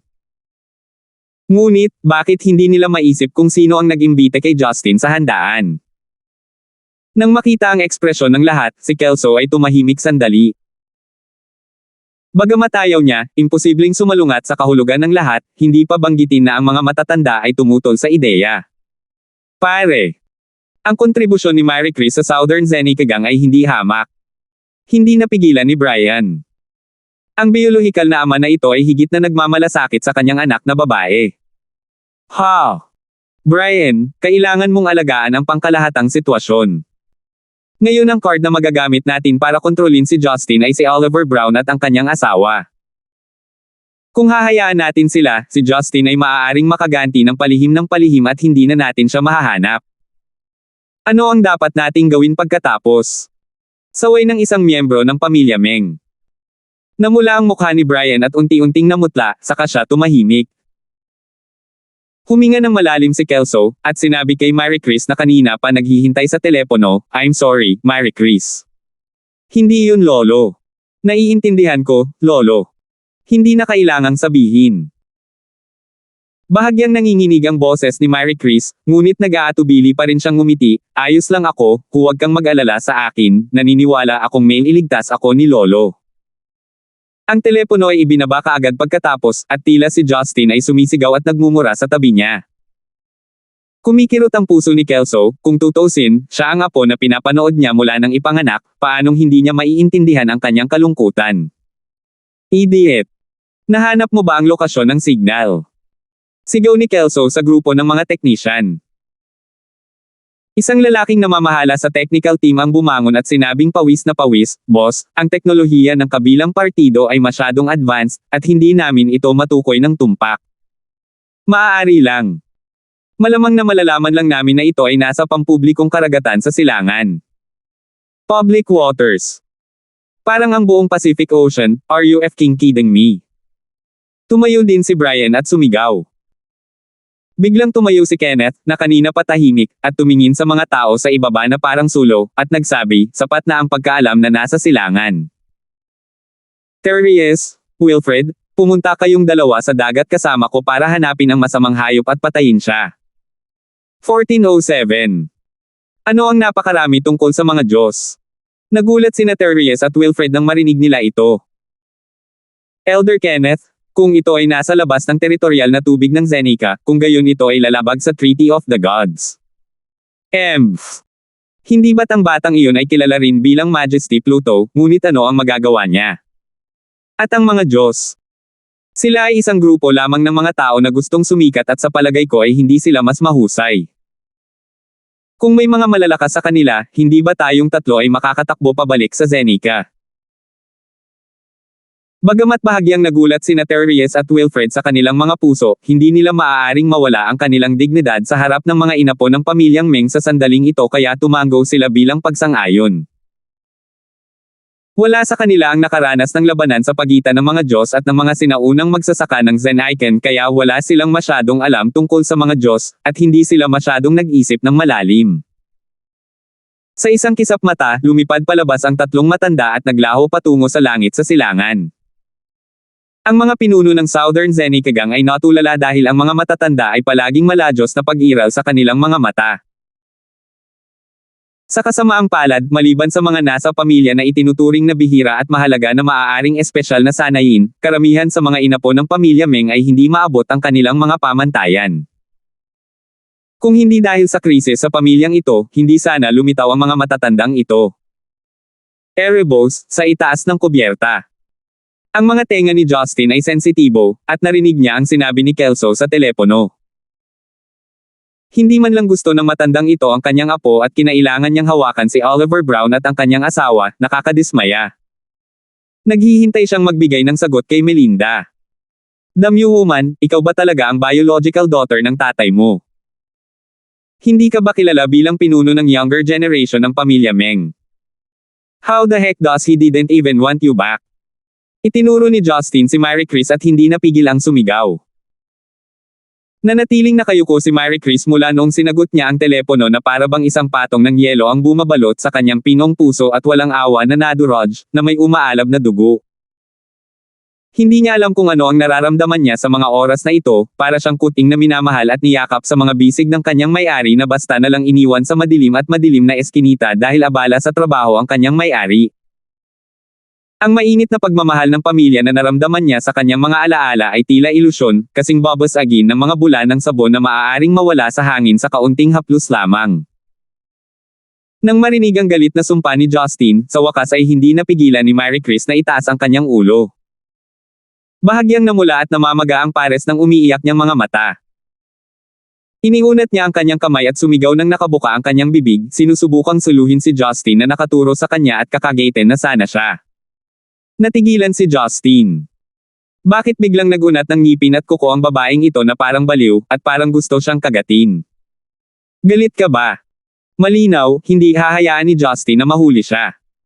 Tinulak niya ng malakas ang noo niya kaya napabalikwat siya at natamba. Bumagsak sa nagyayelong malamig na kubyerta, si Mary Chris ay umiyak ng mas malungkot. Tila wala nang iba para sa kanya na maging nostalgic sa mundong ito. Kinasusuklaman niya kung bakit siya isinilang sa ganoong pamilya at kung bakit siya nahulog sa mga kamay ng isang magaspang na lalaki. Tiningnan siya ni Hanya ng masama, at binibigkas ang isang Japanese na parirala, babaeng duwag. Bagamat hindi nakakaintindi ng Japanese si Mary Chris, alam din niyang hinamak siya ni Hanya, ngunit wala nang mas mabuting ipagabala sa ngayon.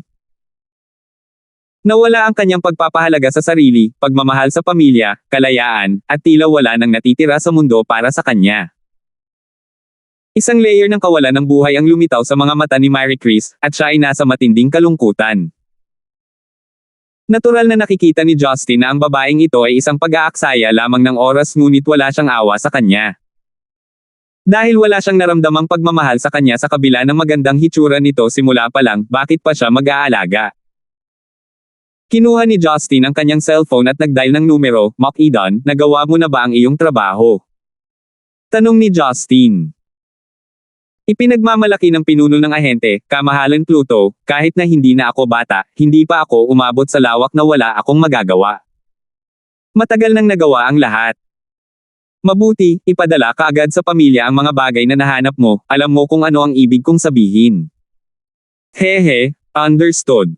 That. Your Majesty, is my apo Brewster okay?" Maingat na tanong ni Mac Eden. Bahagyang ngumiti si Justin, hindi masama, ginagawa ng Brewster ang mga bagay na lubos na mapagkakatiwalaan. Sa kasong ito, sa palagay ko ay handa na akong umalis. Iyong kamahalan Pluto, turuan mo lang siya hanggat gusto mo kung may mali, nadama ni Mac Eden. Pagkatapos ng lahat, siya ay tumatanda na, kung ang kanyang apo ay palaging nagsisilbing Commander-in-Chief ng Ghost Fleet, kung gayon ay walang dapat ikabahala. Alam na alam niya ang kapangyarihan ng fleet na ito. Maingat itong ginawa ni Jane. Ito ay tila walang pinagkaiba sa mga sandata ng ibang hukbong dagat, ngunit ang panloob na kagamitan ay ganap na trans-panahon. Malamang nahulaan ni Justin kung ano ang iniisip ni Mac Eden. Bagamat ang Ghost Fleet ay ang pinakamalakas na puwersa ng hukbong dagat sa ilalim ng kanyang sariling mga kamay, lahat ito ay nakaraan na. Ngayong alam na niya, ang pagpapanumbalik ng kanyang cultivation base, at ang paghahanap ng mas mataas na antas ng cultivation ay magiging mas makapangyarihan sa kanya. Maliban doon, hindi ito mahalaga. Matagal nang nagtrabaho si Mac Eden para sa kanyang sarili, at hindi makatwiran para sa kanyang apo na utusan ng armada na ito sa lahat ng oras. Nakatingin kay Mary Chris sa deck na nakahiga ng hindi gumagalaw, sumimangot si Justin at sinabi kay Hanya, "Ibalik mo siya at buhayin siya." Ang paglalagay sa kanya sa deck na parang bangkay ay nakakaapekto sa aking kalooban. Naramdaman ni Hanya na mas mabuting ihagis siya para pakainin ang mga piteng, ngunit binuhat pa rin si Mary Chris at masunuring pumasok sa cabin. Tiningnan ni Justin ang oras at tinansya na hindi magtatagal bago dumating ang tawag ng pamilyang Meng. Pagkatapos ay nakakita siya ng lounge chair sa deck, tumawag ng cocktail, at nagsimulang mag-sunbathing. Ngunit sa sandaling humigop siya ng masaganang fermented na alak, nagkaroon ng malaking pakiramdam ng pang-aapi sa kalangitan, at tatlong itim na figure ang lumitaw. Ang puso ni Justin ay kahanga-hanga, bumangon siya at tumingin sa tatlong matandang lalaki, sa pag-aakalang minamaliit niya sila. Nandito ang tatlong matatanda, sina Kenneth, Therese, at Wilfred. "Ha! Parang hindi ka pa nakatakbo ng malayo. Bastard, akala mo ba hindi ka mahahanap dahil lang sa pagtakas mo sa Zenica?" Mapaglarong ngumisi si Kenneth. Nakaharap sa mga nanlilisik na mata ng tatlong mata, hindi napigilan ni Justin ang kanyang mga palad sa pagpapawis. Gusto ba talaga nilang pilitin siyang gamitin ang kanyang cultivation? Hindi mo ba alam na nilabag mo ang Treaty of Gods? Kumunat ang noo ni Justin. Kaya paano ang mga Diyos? Kumusta ka at ang mga kasabwat na iyon na dapat tawaging mga Diyos? Tumawa ng malakas si Mengko, "Ang tapang mo. Isa ka lang maliit na hayop na hindi makagalaw sa ilalim ng aking espada. Ngayon ay sasapitin ko ang iyong pagdanak ng dugo." Iyon ay sinabi, ang dilaw na ilaw sa kamay ni Kenneth ay kumikislap, at ang dakilang Chenjun sword ay lumitaw muli. "Elder Kenneth, si Mary Chris ay nasa kanyang mga kamay pa rin," paalala ni Therese sa kanya. Ha! Babae lang siya sa nakababatang henerasyon, ni isang napakagandang buto na mapapalaki, hayaan mo na lang siya. Kung buhay pa siya noong binasag ko ang barkong ito, ang swerte niya rin. Walang pakialam na sabi ni Kenneth. Bagamat naramdaman ni Therese at Wilfred na siya ay medyo cold-blooded, alam din nila na si Kenneth ay talagang galit kay Justin, at siya ay labis na napahiya kagabi. Tungkol naman sa cultivation ni Marie Chris, ang kanyang cultivation ay mukhang napaka-promising, ngunit sa kanilang pananaw, wala ng pag-asa para sa kanya na makapasok sa soul-forming stage, kaya ang kanyang kamatayan ay hindi magpapasuray-suray sa kanila. Sa oras na ito, lumipad si Hanye sa kubyerta tulad ng isang anino, at nakita ang tatlong matandang lalaki na nakaitim na damit sa himpapawid, pagkatapos ay nagtanong ng mahigpit, "Kamahalan Pluto, gusto mo bang patayin sila gamit ang mga tracking missile?" Umiling si Justin, walang silbi. Sabihin sa lahat na manatili sa cabin at huwag lumabas.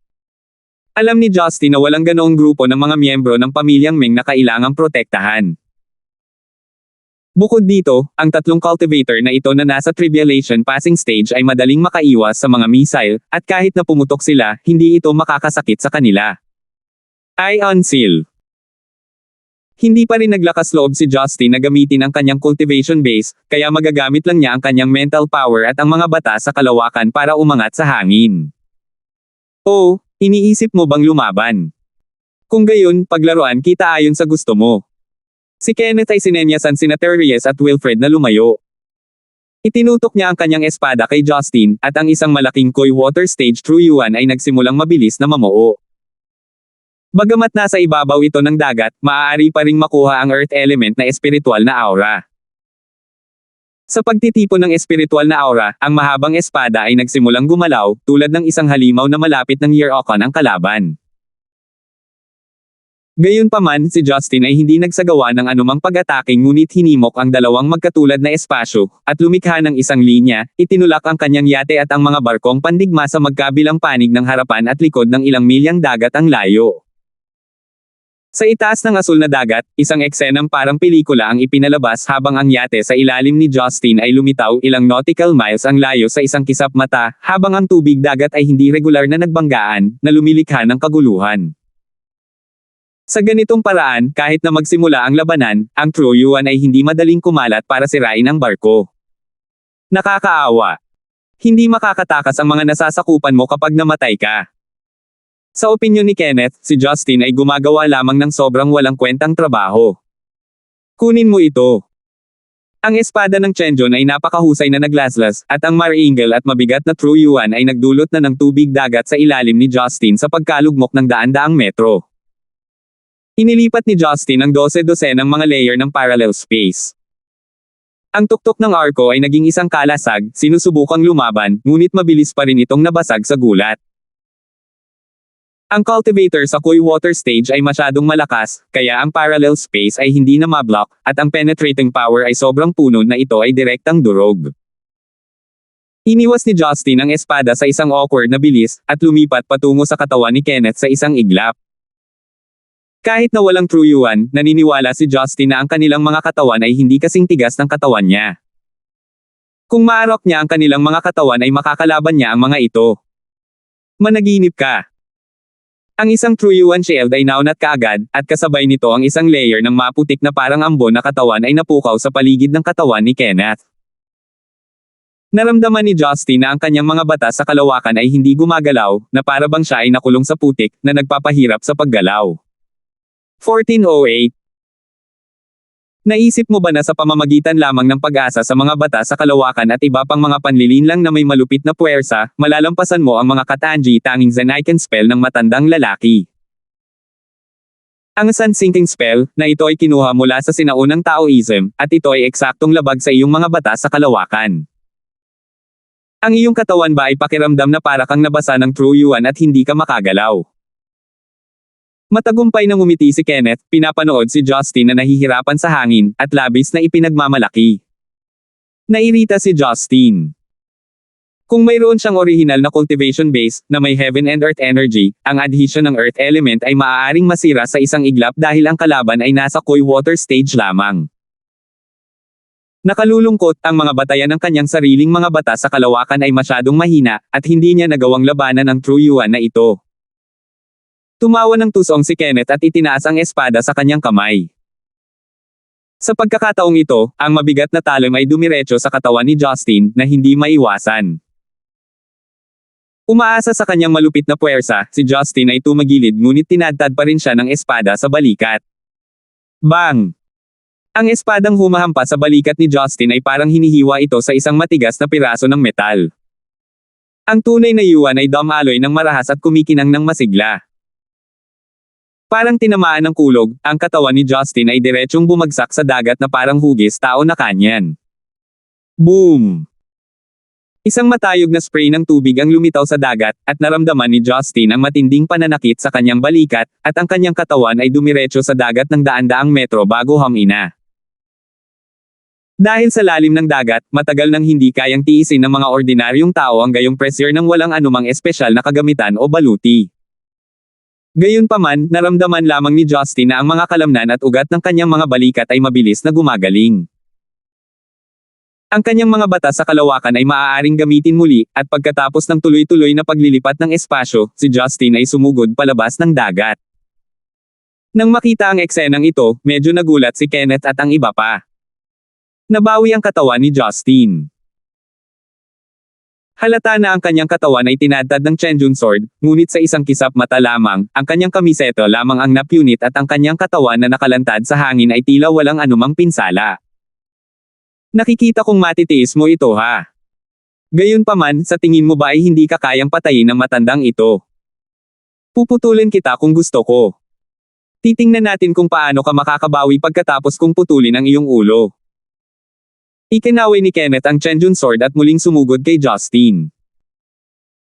Patuloy niyang ginagawa ang sun-sinking spell, tulad ng sandstorm tornado na mabilis na gumagalaw sa hangin, hanggat nababalot si Justin dito, mahihirapan siyang gumalaw.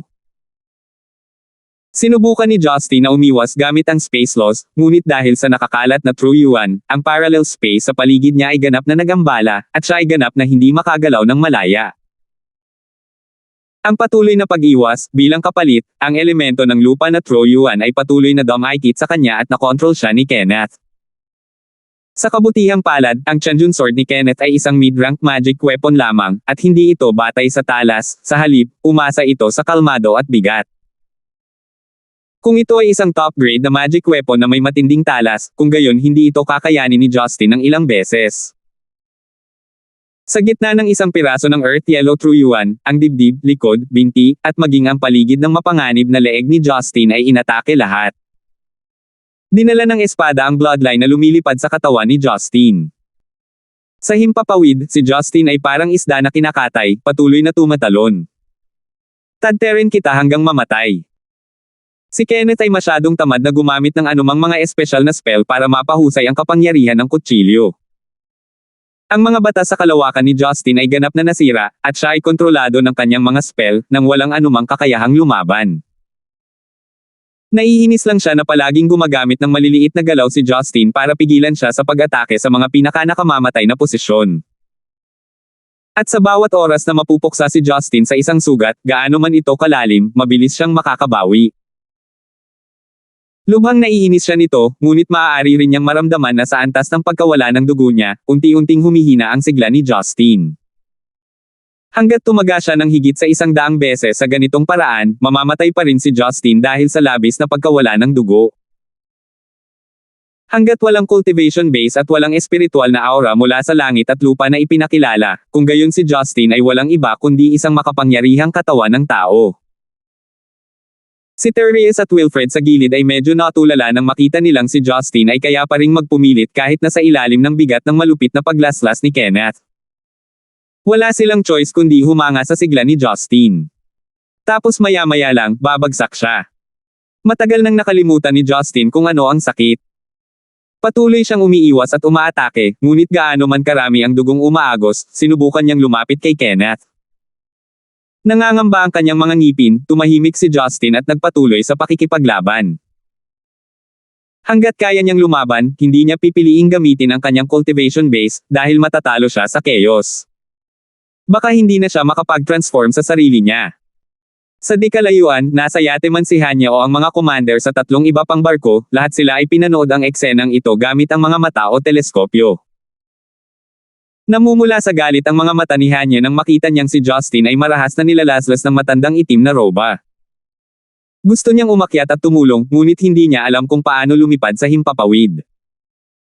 Alam niya na ang kanyang lakas ay mas mababa sa isang langgam sa sandaling ito, ngunit hindi niya matiis na umupo at manood. Kapitan Fanny, bakit hindi ka maglunsad ng missile? Mamamatay ang kanyang kamahalan Pluto kapag siya ay inaatake ng ganito. Nag-aalalang sigaw ni Hanya. Sumimangot ang matandang Fanny at same time na sinabi, Lady Hanya, ang layunin ng pagpapaalis sa atin ng kanyang kamahalan Pluto ay upang maiwasan natin ang pakikipaglaban, ang ating mga pag-atake ay magpapahirap lamang sa kanya.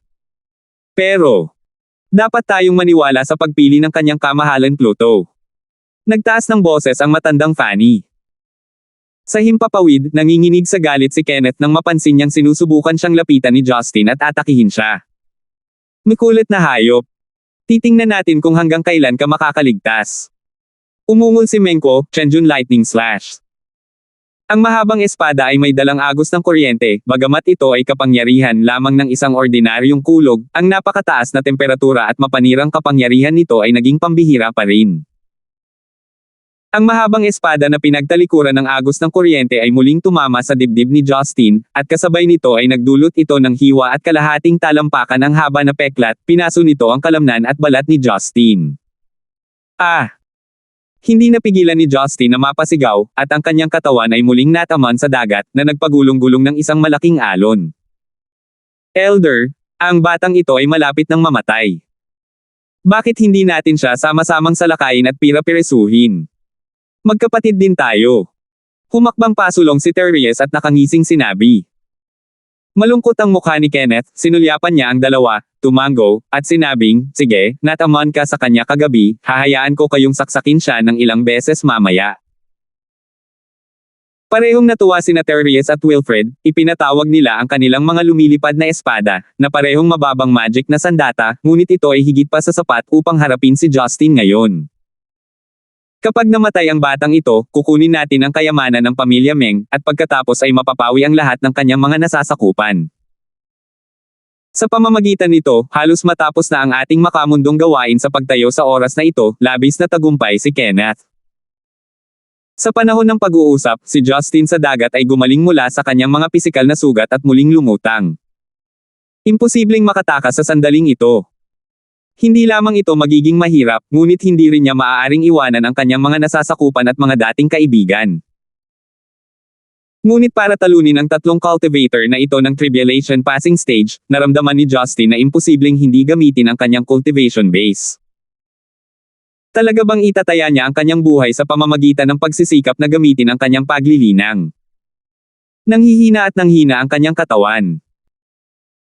Kung hindi dahil sa abnormalidad ng kanyang katawan, ang sinumang iba pang cultivator sa Tribulation Passing Stage ay maaaring mamatay ng 12-dosenang beses ngunit malamang na mawalan siya ng malay kung kukuha pa siya ng ilang mga pag-atake. Medyo nagalit si Justin. Siya ay masyadong pabaya at dapat na hinayaan ang barko na mas malalim sa karagatang Pasipiko. Kasalukuyan silang napakalapit sa Zenica, ang pinakamalapit na Diyos, si Poseidon, ay nasa Hawaii. Malamang ay napansin na niya ang away dito, ngunit marahil ay nag-aalala siya sa mga magsasaka sa Zenica, at walang kinalaman sa kanya, kaya hindi siya nagpakita. Talagang nahulaan ni Justin ang karamihan sa mga ito ng tama. Ang paggamit ng mga bata sa kalawakan ay natural na mag-aalala sa ibang mga Diyos, ngunit alam nila ang mga kakayahan ni Justin. At saka, hindi nila malalaman ang katotohanan na hindi niya magagamit ang kanyang cultivation base. Naturally, kung may labanan na hindi kakayanin ni Justin, walang silbi para sa kanila na pumunta, lalo na sa paligid ng Zenica, hindi pa rin kailangang magdulot ng mga pagtatalo. Nang mapait na ngumiti si Justin sa pag-iisip na wala ng pagpipilian kundi gamitin ang kanyang cultivation, ang magkapatid na sina Teries at Wilfred ay gumamit na ng kanilang mga espada at tumusok patungo sa kanya mula sa magkabilang panig. Si Justin ay hindi makapagtaas ng kanyang bilis sa sandaling ito, na natatakpan ng true yuan ng tatlong tao, ang mga bata sa kalawakan ay gumagalaw ng napakabagal. Nang makitang muli pang bumunot ng dalawa pang madugong sugat, ang dalawang lumilipad na espada ay biglang tumalikod ng ilang metro ang layo mula kay Justin sa sobrang baluktot na paraan. Parang tumama sa sumasalamin na pader, ang dalawang lumilipad na espada ay tumusok kina Therese at Wilfred ng walang awa. 1409. Dahil sa nakakagulat na pagbabagong ito, natarante sina Therese at Wilfred, ngunit mabilis pa rin silang nag-react, hinihimok ang lumilipad na espada na umikot sa isang arko upang hindi sila masaktan. Napansin ni Justin ang mga pagbabago sa espasyo sa paligid niya, at pagkaraan ng ilang sandali, bigla niyang napagtanto ang espasyo ng mga salamin. Ito ay ang paggamit ng lubhang advanced na mga bata sa kalawakan. Maaari itong sumasalamin sa pag-atake ng kaaway at maaaring gawin sa pamamagitan ng maselang spatial cutting at splicing. Ang maaaring gumamit ng bata sa kalawakan na ito sa kasalukuyang mundo at ang lilito dito ay Athena. Humina ang divine sense ni Justin, at sa sandaling ito lang niya napansin na lumitaw ang isang babaeng nakaitim na damit na lumulutang sa kalangitan. Ang isang pares ng hubad na mga paa ng nyebe ay nakakuha ng mga mata ng mga tao sa ilalim ng araw, at habang ang itim na seda na damit ay sumasayaw sa hangin, ang isang tao ay malabo na nakikita ang puti at payat na mga binti sa loob. Sa itaas ng magandang leeg ng babae, ang sobrang gandang anyo ay katulad pa rin ng dati, walang nagbago. Puno ng kayabangan ang mga mata ni Athena. Sa pagtingin kay Kenneth at sa iba pa sa ibaba, ang sobrang mapang-asar na tingin ang nagpabaliw sa kanilang tatlo. Pakiramdam ng tatlong lalaki ay parang may isang malakas na kalaban ang lumitaw. Ang pang-aapi na ibinigay ng babaeng ito sa kanila ay napakalakas, paanong hindi nila napansin na may dumarating bago ito. Nakahinga ng maluwag si Justin. Bagamat nakaramdam siya ng panlulumo at parang umasa sa Diyosang ito para mabuhay, hindi na siya makapag-abala pa sa puntong ito. Hindi yun ang unang beses na gumawa ng hakbang si Athena. Hindi niya kayang ipagsapalaran na lumunin siya ng chaos dahil lang sa tatlong lalaking ito dito, nakakahiya. Kaya lang bakit ang babaeng ito ang lumitaw sa halip na ang ibang mga Diyos? Dahil kaya sa prophecy spell niya kaya niya nalaman ang sitwasyon niya ngayon. Kaya lang ipagpalagay ni Justin ang ganoong paraan. Sino ka? Tumayo si Kenneth kasama ang dalawa pang matanda at tumingin kay Athena sa malayo. Hindi nila maintindihan kung paano maibabalik ni Athena ang lumilipad na espada sa isang iglap. Hindi ba itinuro sa iyo ng iyong mga ninuno ang mga kahihinatnan ng paglabag sa Treaty of the Gods? Walang pakialam na sabi ni Athena at may namumuong balak na sa pagitan ng kanyang mga salita. Si Menko at ang iba ay nakaramdam ng panginginig sa kanilang mga likod at hindi nila alam kung bakit ito ay hindi mabata. Isa ka rin ba sa mga Diyos? Pansamantalang tanong ni Menko. Tamad na sumagot si Athena, at malamig na sinabi, hindi ka karapat-dapat para patayin kita, dahil nilabag mo ang kasunduan, tapusin mo na lang ang sarili mo. Nang marinig ito, nagsimulang magalit ang trio ng Kenneth kahit gaano pa sila kaingat. Haha! Nagpapatawa ka ba? Babae ka lang nakikisama sa bastos na to, sa tingin mo matatakot ako sa'yo dahil lang sa taas mo sa kabayo. Alam mo ba kung saan tayo galing? Kung maglakas loob kang kalabanan kami, tara na. Ang mahabang espada sa kamay ni Kenneth ay muling namuo at naging 10 talampakan ang haba ng light blade. Itinulak din nina Therese at Wilfred ang kanilang mga lumilipad na espada kay Athena. Ang nakakabulag na liwanag ay sanhi ng ningning na ibinubugo mula sa napakalaking konsentrasyon ng True Yuan. Biglang hindi pinansin ni Athena ang tatlo at tumingin kay Justin, Hades, masyado kang mapurol. Kahit na minana mo ang pagkadyos ng Old Hades, ang iyong pag-unawa sa mga bata sa kalawakan ay napakasimple pa rin. Kumaibot ang mga sulok ng bibig ni Justin, nakaramdam siya ng kaunting hinanakit nang tawagin siya ni Athena na doll dahil dati ay medyo kumpiyansa siya sa mga tuntunin ng paglilinang. Ang paglilinang ng mga kasanayang Zen icon ay hindi katulad ng pag-unawa sa mga bata sa kalawakan. Hanggang ngayon, hindi mo pa rin naiintindihan kung ano ang espasyo, tila naiintindihan ni Athena ang lahat ng iniisip ni Justin. Napangiti si Justin, at itinuro ang trio ni Kenneth, ate, marami ka pang oras para i-lecture ako, aatakihin ka nila. Ngumuso ng masama si Athena, sila. Patay na sila. Ang mga salitang ito ay lumabas sa paraang mayabang. Naghahanda silang tatlo na gumawa ng hakbang, ngunit itinuring na silang patay. Nakakadismaya. Ayaw kong makipag-away sa mga babae, ngunit ang babaeng ito ay sobra-sobra. Kunin mo ito. Sigaw ni Kenneth, at marahas niyang ibinato ang mahabang kutsilyo sa kanyang kamay. Dahil sa napakalaking konsentrasyon ng masaganang True Yuan na iyon, ito ay mas mabangis kaysa sa alinman sa mga naunang saksak kay Justin. Iiwasan din ni Justin ang pag-atake, kahit na hindi siya mamatay, kalahati ng kanyang sigla ay nawala na noon.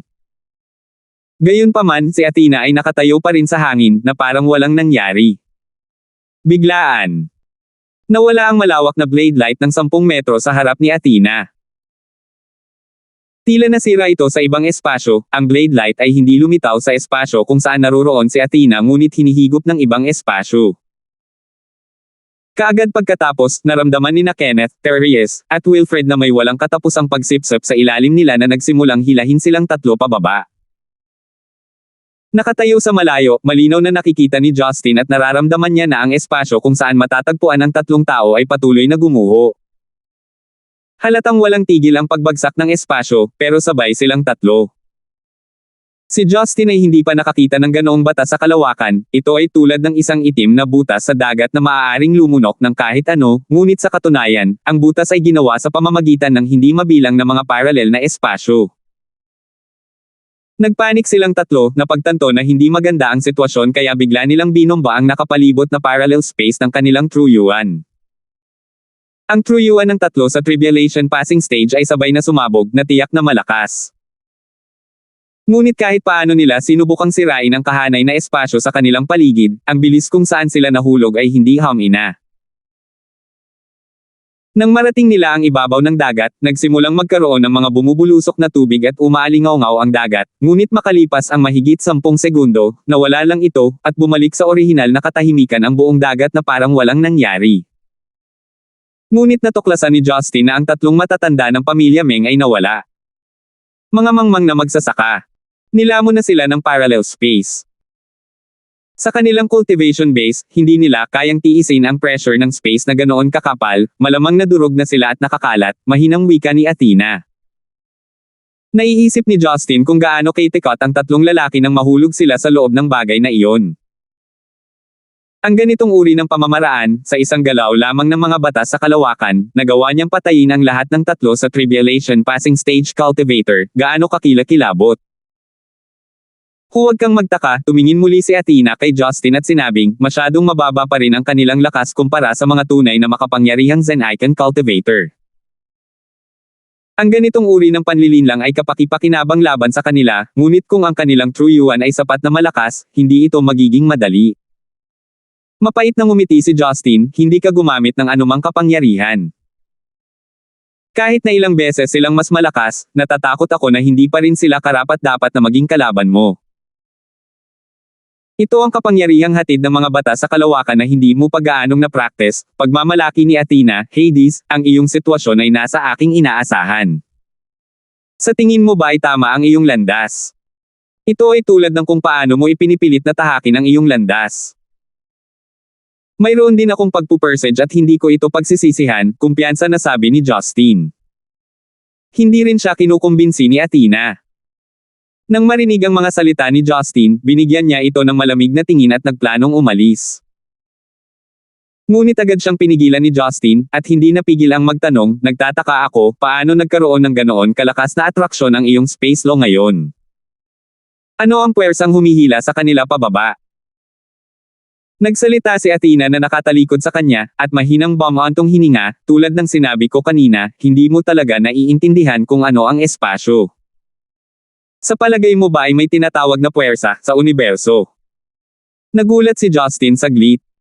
Wala siyang ideya kung ano ang sinasabi ng babaeng ito. Pero hindi sinasadyang magsalita ni Athena, at sa isang kisap mata, wala na siya. Matagal na nag-iisip si Justin ngunit naguguluhan pa rin. Puwersa. Hindi ba't iyon ang pag-aaralan ng isang pisiko? Iniisip ni Justin kung dapat ba niyang tanungin si Jane tungkol sa tanong na ito, marahil ang babae ay may mas maraming ideya kaysa sa kanyang sarili.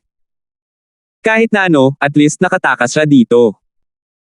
Ang pamilya Meng ay nawalan ng tatlong elder ng Tribulation Passing Stage at malamang na hindi sila magpapadala ng sinumang masters palabas ng Zenica para gumawa ng gulo para sa kanilang sarili, kahit hindi ngayon. Gaman din si Justin. Bumalik sa yate, tuwang-tuwa sina Hanya at Old Fanny na ikinahiya ni Justin. Sa totoo lang, si Athena ang tumulong sa kanya na mabuhay. Your Majesty Pluto, there's a phone call for you from Zenica. Lumabas si Cheryl sa cabin at kinuha ang mobile phone na may private number ni Justin. Walang masyadong tao ang nakakaalam ng numerong ito. Matapos makuha ni Justin ang balita mula kay Mary Chris, malamang nahulaan niya kung sino ang tumatawag, at nang kunin niya ito ay tulad ng inaasahan. Salamat po at sinamahan ninyo ako, ingat lagi mga master.